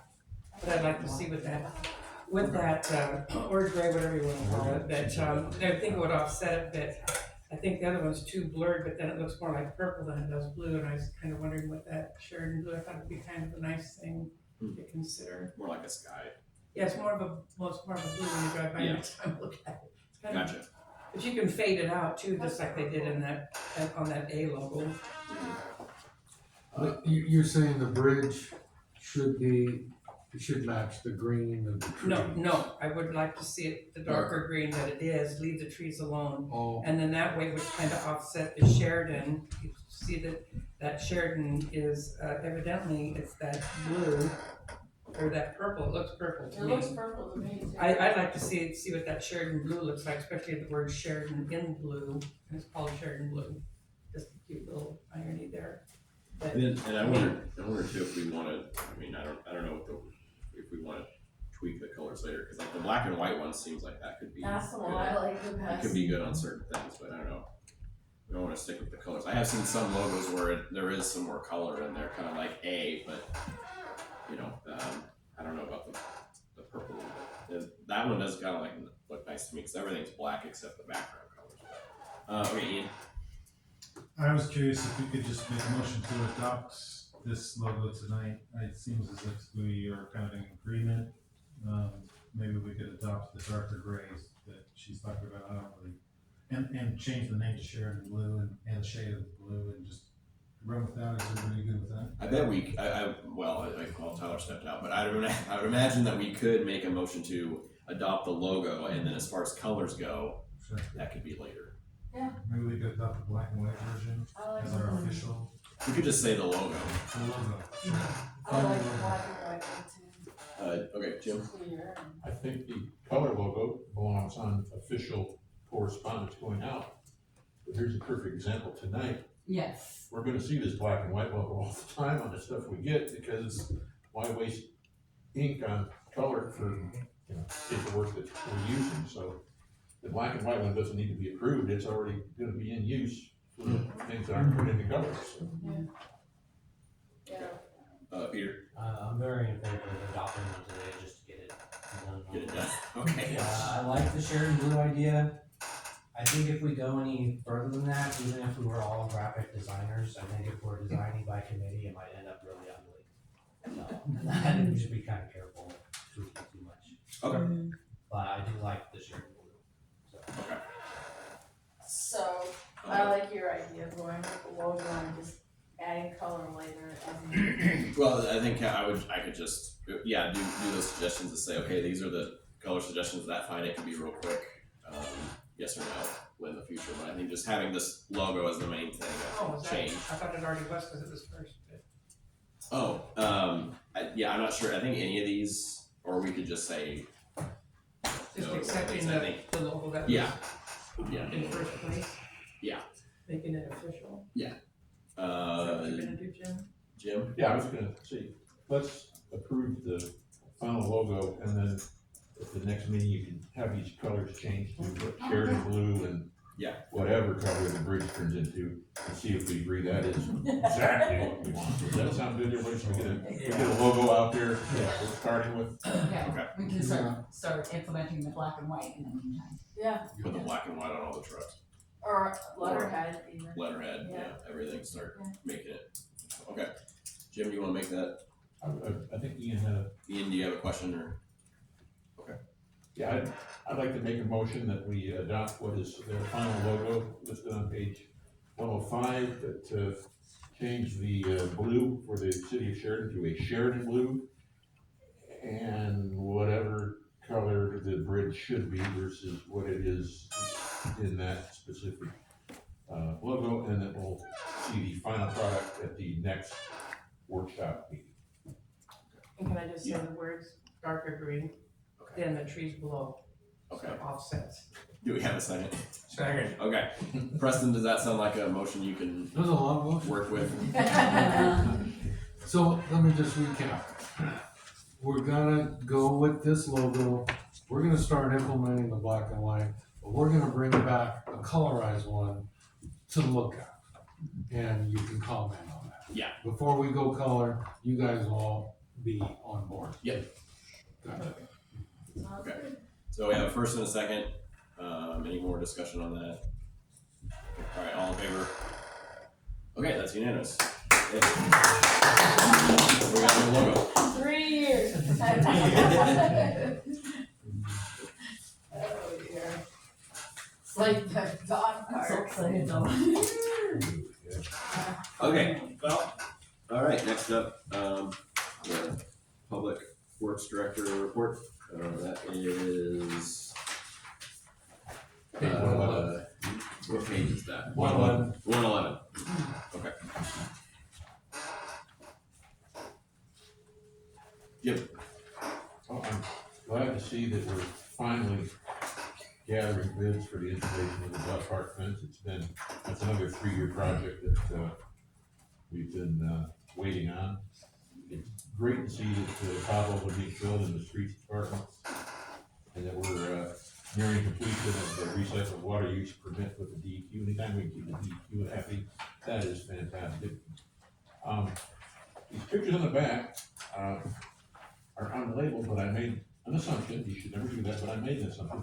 They were to show off the new, speed signs that we approved and purchased, but I have it on the computer here, I zoomed in, I have no idea what this picture in the bottom left corner is unless it's the fire hydrant, because I couldn't find any other reason for that picture to be there. Do we know Yeah.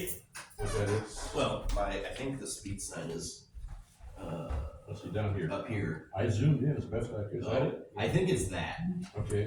but I'm not 100% sure. What is it on The that? speed sign, it's way in the background, kinda on, by the tree. Oh, I see. When they That's sent me what the I'm attachment, trying they did say it was about the speed signs, to- so. You need a magnifying glass. I think it's up there. Is there a speed sign That up little there? thing, yeah, up there, yeah. I just thought there Oh. was one up there. And then, it looks like the top left and the bottom right are the same picture. Also, and Yes. anyone was wondering, cause we only have 3 speed signs, but there's 4 pictures. I did notice that No, those two, photographer, there is a code. No, I thought we're putting one on Sheridan Road, and I think I saw it on Sheridan. It's not on Sheridan Road? but No, it can't be moved. we wanna put one on Sheridan Road, but the thought was coming into town on Bridge, coming into town on Main, and then Right. by the school. Okay, Where by the at the school? bottom of the hill? On Cornwall? Whatever street, So that's Jefferson and, whatever Is it street Jefferson? the bottom left picture is, I couldn't tell you. I'm gonna turn and I think, Yeah, and that brings the That fence is not for that a binding fences. ordinance, it's not a 4-foot back. is it? That fence is not set 4 feet back Well, from we- the side. We can always, you know, get a Good eye, follow-up. Liz. We can always get a follow-up email as maybe far that's as, you something know, about, where that's at, but. But I do think you're right, if you zoom in far enough, you can see that does appear to be the speed sign on the bottom left-hand picture is a really far away picture, but It's just way back. We've got all 3, and I would like us to get more. But. They're very effective. So where's the speed sign by the elementary school? That's that that's that one bottom on left. Jefferson Street by the fence. Okay, And that must be where the Safe Routes to School recommended it be placed. That's my assumption. I'd have to go back and look at that report. and unfortunately, there's a tree branch kind of in front of it already. yeah. I So just maybe see you might want to take it. another look at that. We might have to ask the homeowner. There we go, hey, yeah, whatever it takes. No, it's in the right of way. Oh, There we go. Yeah, it is in the right of way, because there's a sidewalk right there. Actually, I take a picture of a fence that's illegal. Okay, but that, anyway, I started a discussion about the, public works, and that's all I've got to say about that. more questions or comments? I have a question. Go ahead, Lucy. Last week on Yamhill Street, water was running across the street for like 5 days constantly. And I kept thinking I should have turned it into the city because was it a leak from the homeowner or was it a city leak? I mean, you couldn't help but miss it even in the hot weather. It was coming all the way. I thought somebody's gonna have a horrible water bill. Holy cow. Wonder if that was the leak repair that was done on Yamhill. I didn't see You that remember? on here, but it said leaks. It said the leak was Did say on something about it. Blair and, oh yeah, Blair, I'm sorry, I didn't see Yamhill on there. Yeah, it must have been it. Sorry. Yeah. Well, hopefully it was that one. Hopefully it was, cause that'd have to be a big bill.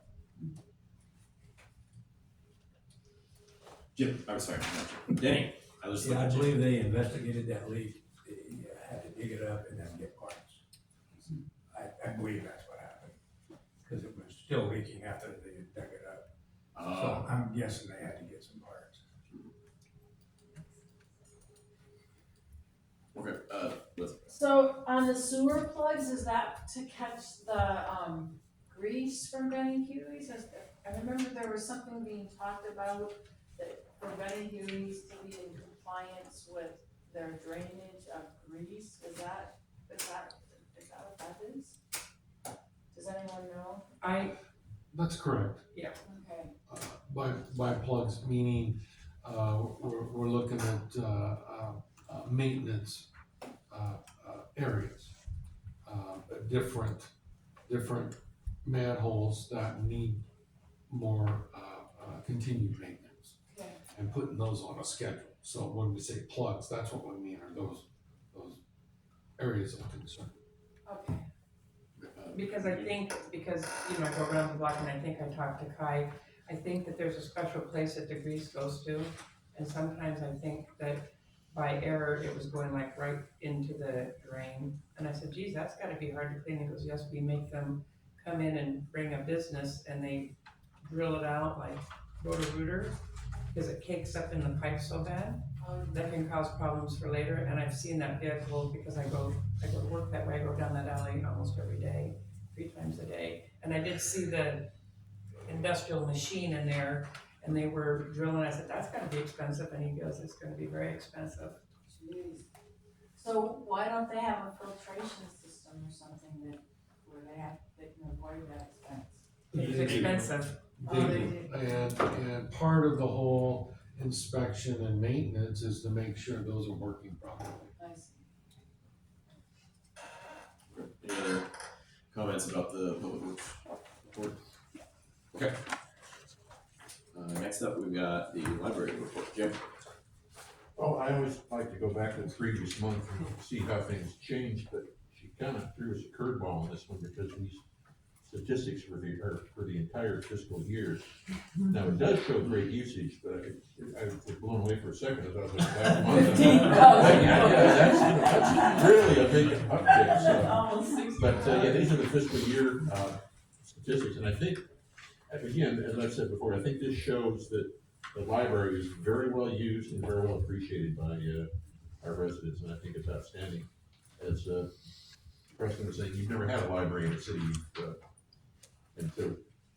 Correct. Yeah, so. That was the city library. Oh, okay, so it's great that we have First this, one, yes. this facility that is well used, and Gwen does such a great job keeping things up and keeping things going, and the programs, to me, it's just outstanding. And at our all staff meeting this month, I made it a point on the agenda to state how cool it is we have a library, and to talk about my observations, and to make sure that every employee is connected to the services we provide. I spent one month talking about public works, another one talking about internal services like finance.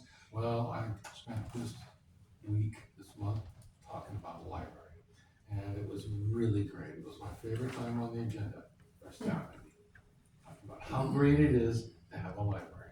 Yes. And I don't remember the numbers from last year for the summer reading program, but it seems like, I wanna say there was maybe like 50 kids for the 0 to 12, so to have 65, that's pretty good. That's really good. And to also be having summer programs up at the school at the same time, that's also pretty good. The last couple of years, there wasn't anything off at the school, so kind of the only summer thing going on was at the library. But now we've got 2 things going on, and the numbers are still high, so that's great. School has always had a lunch program. Right, but they're having summer, I don't know if they're calling it summer enrichment or summer activities or what they're calling it this year. I don't know, but I think kids can go up. I don't know if the high school has anything that might, but yeah, there's programs, I think the last couple of weeks and this week going up to I've schools. seen them busing the kids. Yeah. Yeah, so there's also stuff going on at the school, and we're still having, higher numbers than last year for the library, so I think that's great. They added a teen program, maybe that's why. Okay, any other comments on library report? Okay, next we have code Your enforcement. Honor, I could share some of my observations about our library with you if you thought that was nice. But you still have a lot of things to talk, not a lot, but you still have other things on the agenda. Well, if We might be led to believe though that we're all positive things that you're gonna talk about. Absolutely, you bet. You wanna hear a couple things about our library? yeah, sure, real quick. Pretty Yeah. special, really. It came to my attention, and this has never entered my thought before because I've never had a library to manage. But we have people in the community that have safety concerns in their neighborhood, and they're not coming to City Hall. They're not going to the sheriff's office. They're not calling our mayor and council. They're going to the people they trust the most. They're going to their librarians. They trust them with their kids, so why not trust them with something like that? And I just think that's fantastic. And our folks that work in our library are so great. They work with the public so much that they've got this level of trust that's, I think, is fantastic. But after considering the uniqueness of the library and all the services we do, I made the point to staff that there's no institution, there's no service that a municipality does that is more of a symbol and nothing that we do that is more of a symbol of our democracy than a library. They exist on the front lines of our First Amendment freedoms, the ability to learn without censorship. I would say the library is the foremost institution that a municipality has that demonstrates our democracy. Free book loaning, I mean, yeah. It's a constitutional republic. Not anymore. All right, We won't go there. Okay, well, Preston, yeah, thank you, it is good to know that, citizens are bringing issues with the library. Isn't that great? Otherwise maybe they wouldn't be reporting them, and that's important for us to know. Next, we have, code enforcement.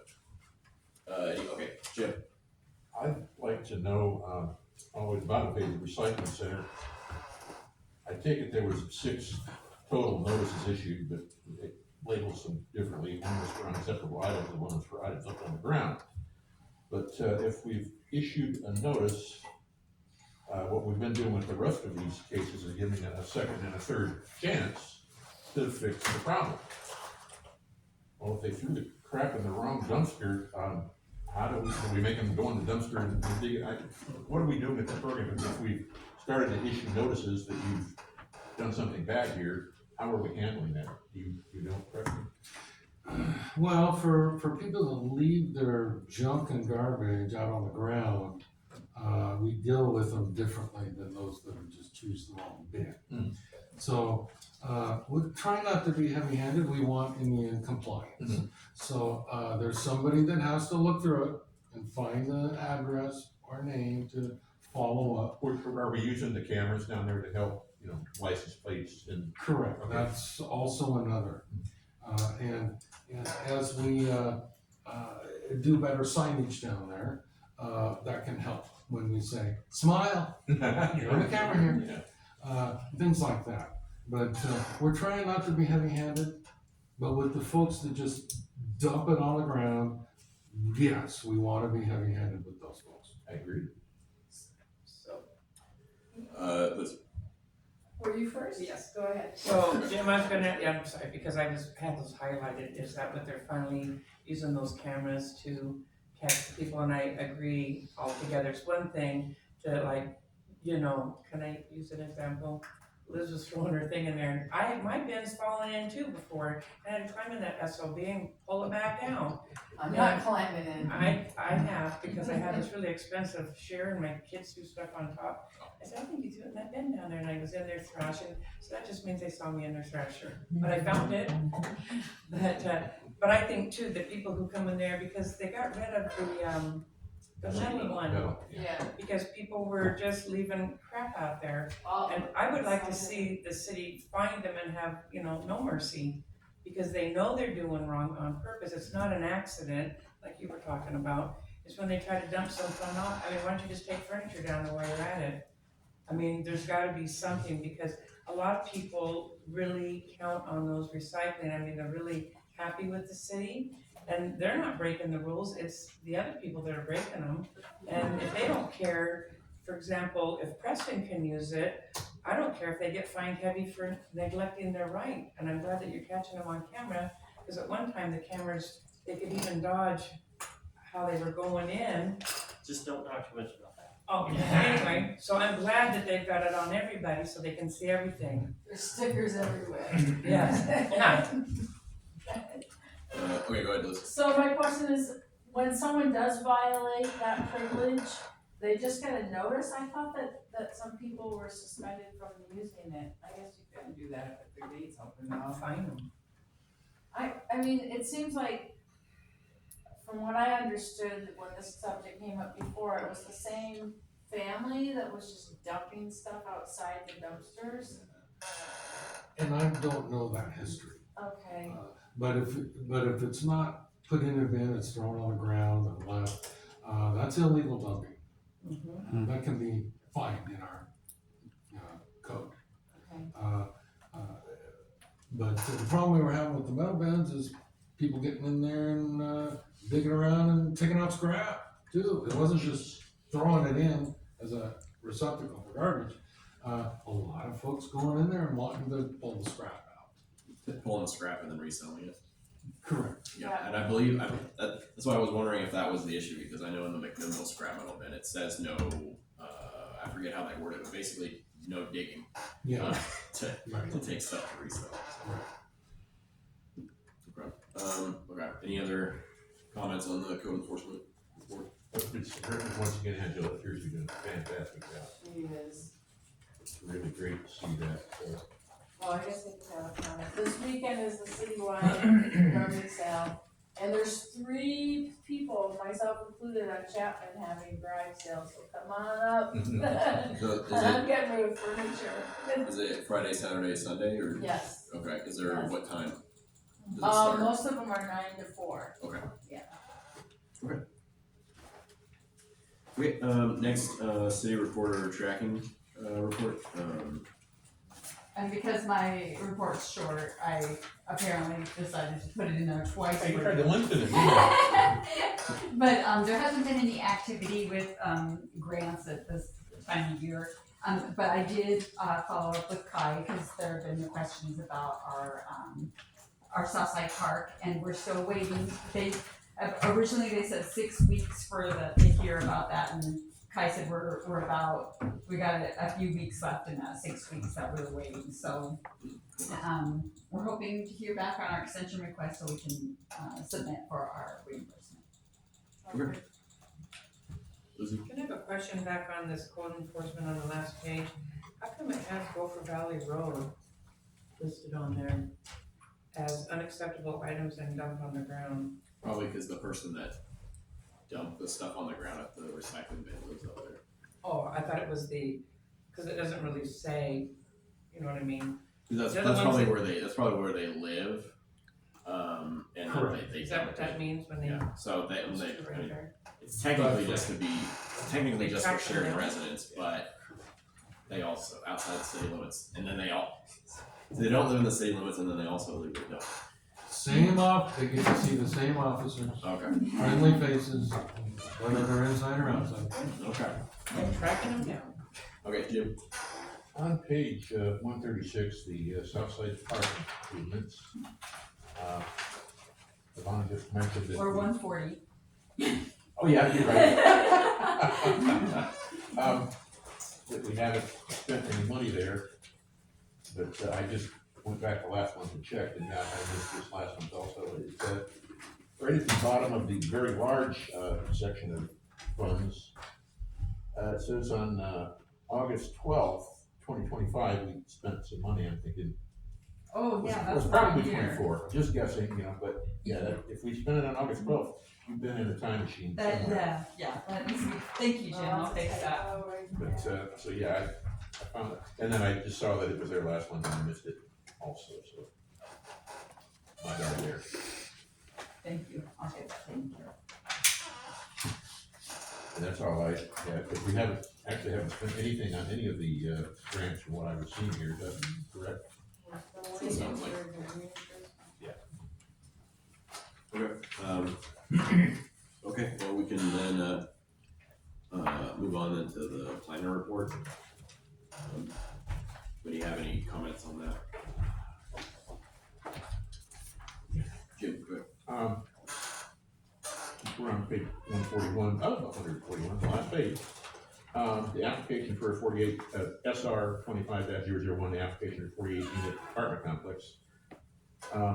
It says here the previous application was approved on the site, but the application expired. The public comment period for this application was closed, and a decision is expected to be reached administratively. It implies that administratively somehow this application will be approved. Is that what he's trying to tell us, Preston? He's saying that I'm gonna have to sign somewhere. But if we can approve it administratively, wonderful. I'm not aware of the details, Okay, yes, that's fine. on that. Other than, we're moving forward on a water line. So, this has to get done, so I'm sure Lean's gonna be bugging me early Monday morning. Oh, if not, this Thursday morning. Thursday morning, yes, okay. Jim, go ahead. And then right below that, PRE 25-002, a pre-application conference to discuss a possible subdivision on the underdeveloped property on Northeast Hill Street. The application is currently proposing either 4 lots for the construction of duplexes or 8 lots for the construction of townhomes.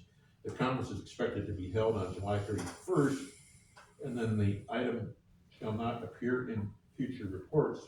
I thought we would wanna know what they decided in the conference, so I wondered why it's It not. would not be a pre-app. It'll be a site design review or a subdivision. Okay, so we'll see something else about this. This is just the pre-app, is that? what we- Yes, how Liam tracks it. So, It's okay, projects. so if nothing happens as far as the pre-app, it won't appear, but if Okay. it goes to the next phase and is an application, then it will. Absolutely, I understand that perfect. Okay, Okay. that makes sense. Okay, any other questions or comments on this one? Okay, well then, oh, you want, you have something to add? May I please just add to, what my things, I emailed the city council dinner, the, local government dinner on August 20th. Please RSVP to me if you'd like to attend to that. And then please look over the materials for the League of Oregon Cities, conference, the 100-year conference. They really do have some excellent, trainings, workshops. You can attend the whole thing or a part of it, and if you'd like to attend any of it or all of it, please let us know and we'll get you registered for that as well. And can I also encourage that if you wanna participate, do an overnight in Portland at the site. So you can be there ready to go fresh and partake. the training, but also the networking. Yeah, we're kinda close to Portland, but, if you wanna get the most out of the conference, go and stay a few days. This is all legitimate training for the council. There's lots of cool things planned on the 100-year celebration and tours and this and that. Look it all over, and we'd be happy to register you and to stay a few days and get the most out of it. You bet. At the city's expense or our Uh, expense? City's expense. We pay for all of the councilors to attend, register, meals, mileage, all of that. If you wanna take a spouse, then you pay for your spouse's, participation. Generally, that just means, room is all. But all you have to do is let Yvonne know who is gonna go, and we can make all the arrangements for you. You tell us what you wanna do. Okay. Yes. Okay, alright, Preston, you're up, your manager report. Great, Your Honor, and I actually have a verbal report tonight. I haven't the last couple of meetings, cause it's haven't been able to look forward too much until recently. So, it's so nice to look forward. Let me tell you. So let me mention a few things we're working on, and one is, getting an audience with our deputy warden at FCI, because they're the acting warden, and Kale and I are gonna go meet with that acting warden, talk about several issues of mutual concern. So looking forward to that very much. Also looking forward to another walkabout with Joe Neely. Yay, Joe. And we're gonna have so much fun next time. We're gonna plan a wonderful walkabout, and hopefully the mayor can attend with us too. So that's great. I'll be attending the next meeting of the Downtown Revitalization Committee. It's gonna be on August 7th. We meet at the museum that evening. Lots to talk about in terms of downtown. Many things we talked about in the last work session, so I want that committee to be involved in that and what's in store for the building here. The building, what are we calling it? What's the name of that? Hyder. Hyder Building, yes. I wanna talk about that, of course. So that's great. I got a nice thank you letter. I've got a few letters, since I've been here, but very nice from the Hometown Days Committee. Thanking for the coordination and being a judge, along with the mayor, and Liz. It was a lot of fun, and what a nice event and a nice letter. Wasn't that great? Wanted to mention, we talked at the last work session about doing a swap, an opportunity to bring in a piece that's highly developable, could be used for housing, and maybe take a piece out. So, we've looked around the city, we've identified 3 potential properties. I've met with 2 owners, I have 1 left. And that is, the Dickies that own, that piece right by the school, highly developable. They're really the last owners on the list for potential, before we put together a proposal and bring it back to council. So, right now, we've got at least one good candidate site, and we'll see what the owners is interest is for a second. So we're still working on that. Yeah, Liz? Don't the Dickies farm that particular piece of land? Yes, they do. Okay, that's what I thought. Owner interest, zoning, proximity to city services, those are all important criteria for determining shovel-ready site for housing. The apartments used to be part of Dickey's farm too. Oh, really? And they sold that? That's, yeah, Wow. that's how that got built. So So it might makes be sense. amiable to the Yeah. next piece, okay. So the last thing, Your Honor, is is to pass this out. This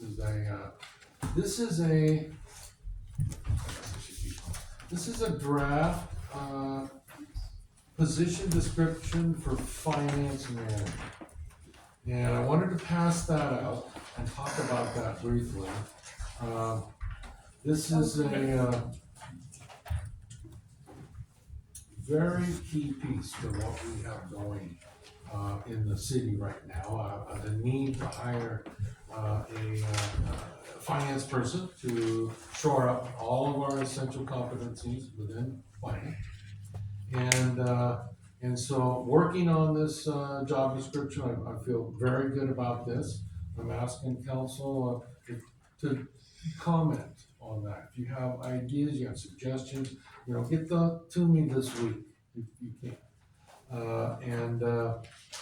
I'd like to hear your thoughts on that, but this position is, you might recall, I had mentioned in the budget presentation that,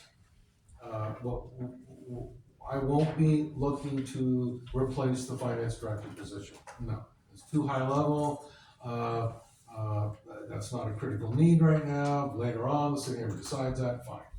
But the need for a mid-manager level position in finance is this right here. That doesn't include supervision. They're not a director. They are a financial expert. And they review and provide oversight on all accounting functions of the city, with the auditor, and their expertise is sufficient to where if the city manager so designated them as budget officer, that can be done. But this is, I think, exactly the mid-manager we're talking about, to shore up everything the city needs.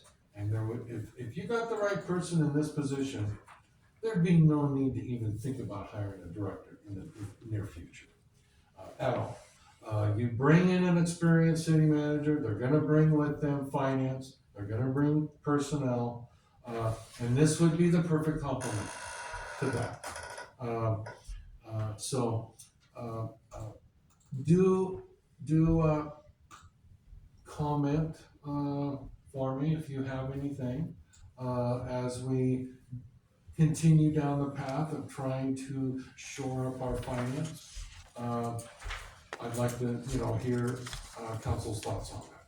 So unless you had any questions, Ian? No question. Thank you for bringing this to review. What, thank you. Yes. And then, Preston, what about the alert system? Oh, yes, thank you. We're looking at 3 possible vendors right now. And, I'm trying to get them all to come in on the same day. Hearing these 3 proposals, kind of seeing what it is, and I've asked, the mayor to help on that, if you're available. You are familiar with what the school uses, we're gonna be talking to that vendor. So, I think together with those kind of presentations and costs and services, we can come back to the council, maybe on August 18th with a proposal for council to consider at that point. Because we do need a person ASAP, correct? Vendor Or sooner. product or, yeah. Yeah, I don't know about ASAP, but we wanna have it on board and get our, noticing, procedures in place and be more thorough and ready for the next time. But I mean, yeah, depending on how you look at, ASAP, I mean, it is, fire season, I mean, everything's gonna happen. But, I think definitely the sooner we have it, the sooner, I mean, I guess we could feel a little bit better knowing that we're gonna be able to notify everybody. I mean, we don't want a disaster, but of course, being able to alert everyone is gonna be, I think make the, us probably feel better than that. We can keep everybody informed. Yes. Whatever that may be. Did you go ahead? Well, I wasn't with the alert system, I was back with, I was back there with something with the finance manager. That's exactly right. In working with, Yvonne, I think it's fair to say that, everyone should be aware that, right now, our finances are a little scattered, is that a good phrase? Little scattered. We're getting, Yeah, we're it's- gathering. As I went through a lot of this stuff, and I'm finding, wait, this was back in 2024, how did that happen? And so apparently some things have been dropping through the cracks. We were getting some, PGE does strange things on, how they charge us for lighting. They have addresses all over the city. I don't even know where these, I could probably figure out where the addresses are, but I don't know where they were, and we're getting, past due notices and, disconnect notices because somehow they fell through the cracks and they weren't getting paid. And so, I think that's kind of a big deal. We're fixing it. We sent them, $32,000, I think that's, I should keep them happy for a while, but, it's been a long time getting those guys squared away, and, Omega's doing a great job trying to draw their attention. It's like, hey, we have addresses shown, or account numbers shown, that they haven't sent us bills for. It's like, wait, you're already sending us, delinquency notices, but we have accounts you don't even want to charge us for. So she's working very hard on it, and I think that's a good thing. But I think it's important to know that finance is a little odd just because of the way things have fallen. I don't think it belongs as a blame on anyone. It's just the way it is. Correct. We've had some changes and things and a lot going on, and so in following through, and I intend to keep a close eye on it. Yvonne threw me a curveball because I went through a whole bunch of pages of stuff that looks like this. I thought, oh, this packet's gonna be a piece of cake to go through because I've already done all the, this is not the same as that. So, Because it included all a year end for fiscal. So it cost me a little more time to get through all this because I do my best to try and keep track of what the city spends. So, And if I could mention, Jim, that all of these duties are covered in every city this size and bigger. Whether it's a finance manager or senior accountants or this and that or directors, these are essential functions of every finance department, a city of this size. And the very first, the primary directive of any finance department that's worthy, you gotta cover payroll, number one. And you gotta cover payroll. That's your first, that's your prime directive. You can't do that, you're not worthy. And I am so proud of our staff and how they've come together on payroll. And we feel really good about that. Jim's mentioned several other things that go to this. And when you get behind, there's a lot of catch up, a lot of cleanup, we're doing that. And this is the missing piece, it really is. Jim had his work cut out for him last Thursday, because of all the year-end stuff. He did a Yes. great job though. Yes. It was scary, it really was, because I hadn't seen numbers that big. And then they've got you guys set me up to be signing the checks, and I've never signed checks as big as those. I'm like, what the heck? Put your own name on it. And I did go back and talk to Yvonne because the PGE bill is so haywire that I asked, should I sign this, because I couldn't get the receipts to match what we had listed. But after she showed me the things that are going on with PG, I'm like, yeah, what the heck? Their rates are going up 5%. Oh yeah, they're gonna They give went us up 18% last year, they're going up 5% this year. Jeez. So there's always more, but Omega spent quite a bit of time on the telephone with PGE to get that more streamlined, and Good. hopefully that starts to pay off in the next. Well, in the new finance reports. yeah. So Jim, make it very thorough. Format is very good. Yes. Because I unfortunately, not by choice, but just by doing it, I read the little number, 030, I know what that is, okay. So this helps me a whole bunch when I'm trying to see if we've wasted any money, and didn't really find we wasted any, so that's what I'm happy about, I guess. I hope that when they put the water in from Stony Mountain, they maybe talk to Mid-Willamette Light Company and think about putting turbines in ever so many to generate and make our own electricity and get out from underneath the thermal PPE. I mean, you need to do that in the designing process, and maybe they'll even have a lot of grants that are clean, grants, I don't know how else to say it, but clean. Yeah, with this administration, that, well, hey, it's true. So maybe, I believe that would be in the plan, for. but I just wanted to Stony make Mountain, sure, but- because that would really, because this PGE, I looked at my bill and I thought, what did I use it for? And I mean, it's almost as bad as, your water bill can be when you leave the hose on by accident. Yeah, I think the problem well, that would be something, yeah, we, definitely be able to explore and see how that can be, work and how that can be offset. I don't It'd be know nice exactly to how it would be done, but yeah, that would be nice. It'd be if nice to be independent, Yeah, or at least get a credit or something. and not only that, it would draw people, because a lot of people like McMinnville because of the Mac, water and lights. They always mention that to me. Okay, so next is mayor and council comments. Doesn't look like we have a second comment period, but do we have anything? We do not. So council comments, Denny? So I have one that, we paid Hercules Towing $6,085 to remove a travel trailer from the lagoon. That's what's in the doing. So how did a travel trailer get abandoned at the lagoons? They were living there for a couple of years, cause I remember asking about it. Where was this at? It was kinda hidden down, where the cemetery is, it was down in that Yeah. low area. But when I would take my dog and walk over there, I'd see it. That low area belongs to the cemetery.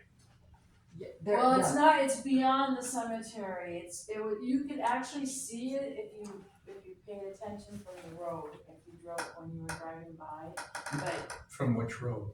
from the highway. Okay. Yeah, but I remember asking Heidi about it 2 years ago. I think Heidi gave someone permission to live there.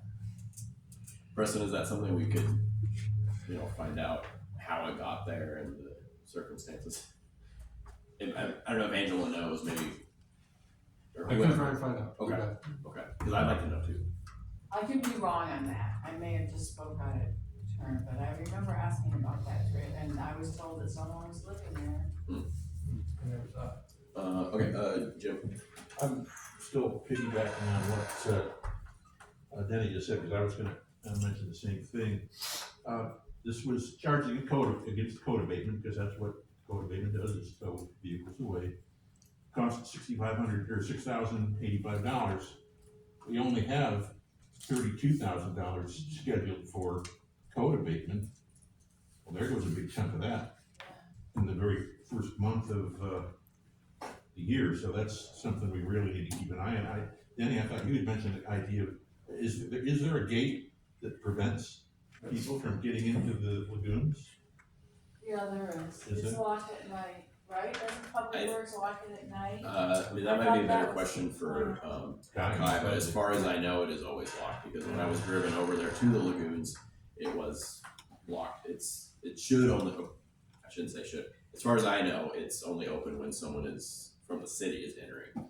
Oh, okay, so it's locked all the time. I think so. I'm not 100% sure. I'll find out. But, okay. Danny, go ahead. So this brings up another issue. It's been a concern of mine for a couple of years now too, is Stony Mountain Reservoir. We need to get a gate across there so that somebody doesn't drive a car into the lagoon or shove a trailer in the lagoon, or it's, I think by law, before we use it, we have to have a fence around it anyway, but we just block that driveway so we don't get a piece of logging equipment in there again. That could damage the dam that way, so.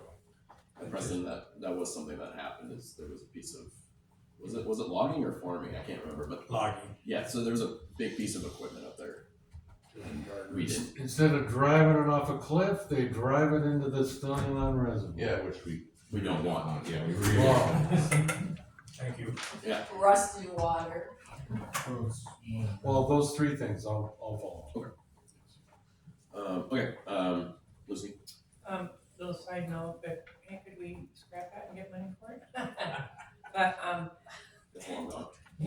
but I've had about, somewhere between 5 or 10 people tell me that, we shouldn't have fluoride in our water. And I said, well, we don't. And I just wanted to make sure tonight to hear it again, because too many people are asking me about it, and I'm standing pretty firm on the fact that, no, we no longer have fluoride in our water. Is that correct? That's correct. It better be correct. Yeah, well, I do too, but you kind of wonder if they, But I would imagine that there would be some sort of payment too, because we would have to buy it, and I don't think it's showing up. Any, So, as far as I recall, I don't remember how long a bag lasted. Ian, you remember? Last time I spoke to Kai, he said that it was out of the water months ago. Oh, And that it's, the tanks by this time have been flushed, so that most likely any amount left is incredibly residual, so he stopped adding it immediately.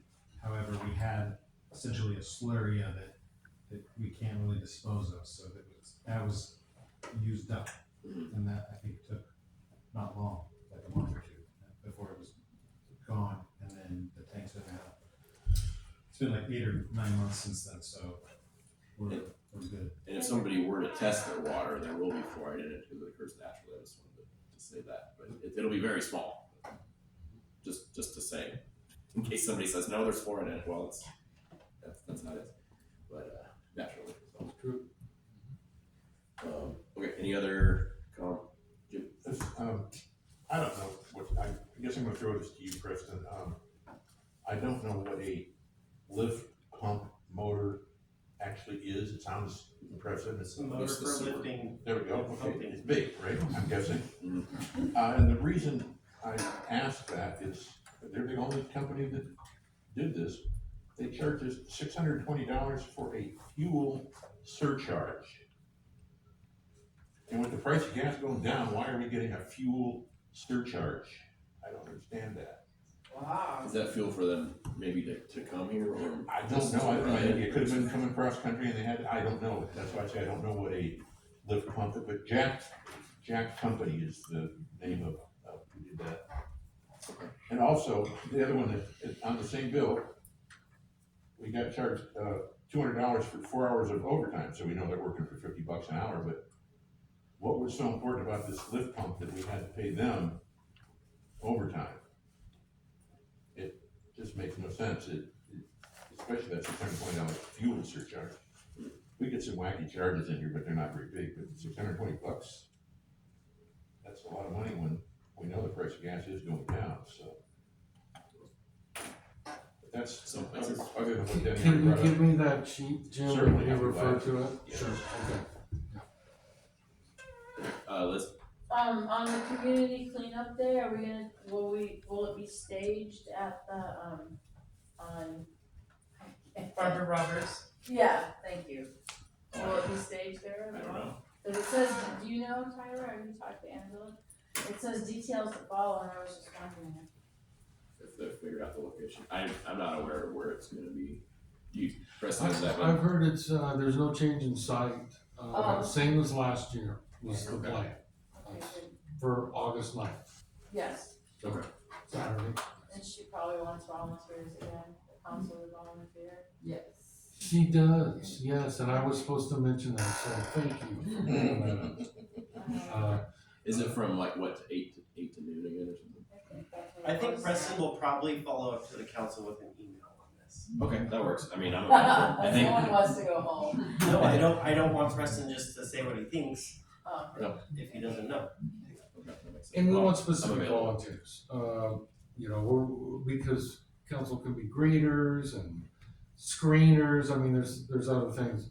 I want paid staff to be in the pit area where you unload vehicles with the owner if they wanna do it too. But, just paint staff in that area, so. Didn't we discourage owners from getting out of their vehicle to unload? Didn't we do it all the last couple of years? I thought we, I for think some, that's a- for safety reasons. Well, it's a good practice, but if they wanna get out and help, I mean, I've never stopped them from doing that. They're not a volunteer. We had some huge cathode ray TVs that showed up. I was glad to let the owners take that. Right, Right. Some of the trucks looked like a Beverly Hillbillies, they had so much stuff and just barely tied down, I couldn't believe it. So the owners aren't volunteers, they're just taking care of their own stuff. So that's why I've never discouraged them from helping out. Oh, okay, Okay, so August 9th, I'll volunteer, or I'll let him know. starting at 8. Okay, just So wanna when make they, sure that I get it right.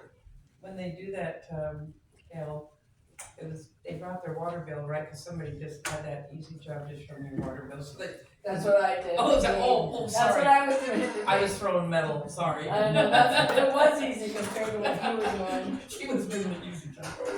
Okay, But make Yeah, sure they that have to have proof of residency. That's right. okay, In Sheridan, so alright, Ian, go ahead.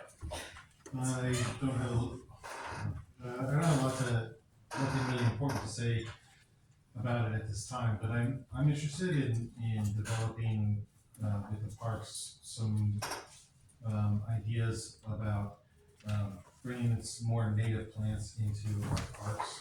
And I know we're about to adopt a new master plan, and we have this new thing where we've allowed bees back into the city, and I'd like to maybe revisit like what the way that we're approaching people's yards and the way they keep some of these plants. I've been working with Dave from Tree Mission Gardens about this, looking into plants and stuff. So we're interested in creating, clean air sort of plants, native plants, low maintenance, which sounds really great for us. low water. Low water, right. Sort of things that promote, bees and healthy stuff. So that's something that I just wanted to put a bug in your ear that I'm working on kind of in the background. And there's a parks thing coming up, so I'm working on a couple different things for that. So that's it. If I could mention that the next Parks and Rec meeting. Yes. In August, is Jim Jack's bringing forward the draft Parks Master Plan. Oh, good. And that'll be discussed at the Parks meeting and the other groups that are involved. That's a perfect time for Jim to review the standards for our parks and all. It wouldn't apply to private property unless it was part of a development like commercial or related type of development. But that's where Jim Jack's could lay it out for us. If you could be at the next meeting, that would be great. I'll be there. Jim. It just reminded me, talking about parks and lack of water. Kay was saying at the Parks and Rec committee meeting, someone mentioned that the pond is looking a little low.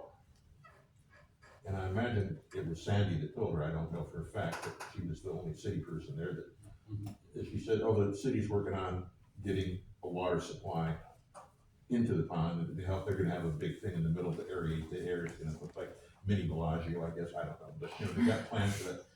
But one thing that Denny had already caught, they had a pipe that was putting water into the pond, but they were putting treated water into the pond, which would mean there's some chlorine in there, not helping the fish a bit, so they stopped that. My question is, where are they gonna get non-chlorinated water to put into the pond? They said they're working on it, and that's all I know, but who said that reminded me, sorry. I can find out, Jim. Okay, that'd be great, thank you. Okay, listen. I would think, Jim, that they would put some kind of a filter on it like you do a well when it's got sulfur and crap in it, and they can filter some of those products out. And Ian, I had talked to somebody, but I don't remember who it was, because back in the day, I know that Sheridan used to have prune orchards. And then also I was talking about like lavender, and that certain type of lavender that you can use for herbs and stuff. But lavender is extremely water drought resistant, and it's very beautiful. And I have seen it like in the beginning where you see like Sheridan. I even asked maybe we could grow even lavender outside your sign right here, cause you don't have to water it. And it looks really beautiful, and then somebody could come in and harvest it, and they could use that for maybe the city could either donate it if they own it, or, donate it to a cause that would go towards the kids at school, and, use it for these like Saturday markets and whatnot. Speaking of drought resistant. Alright, Denny.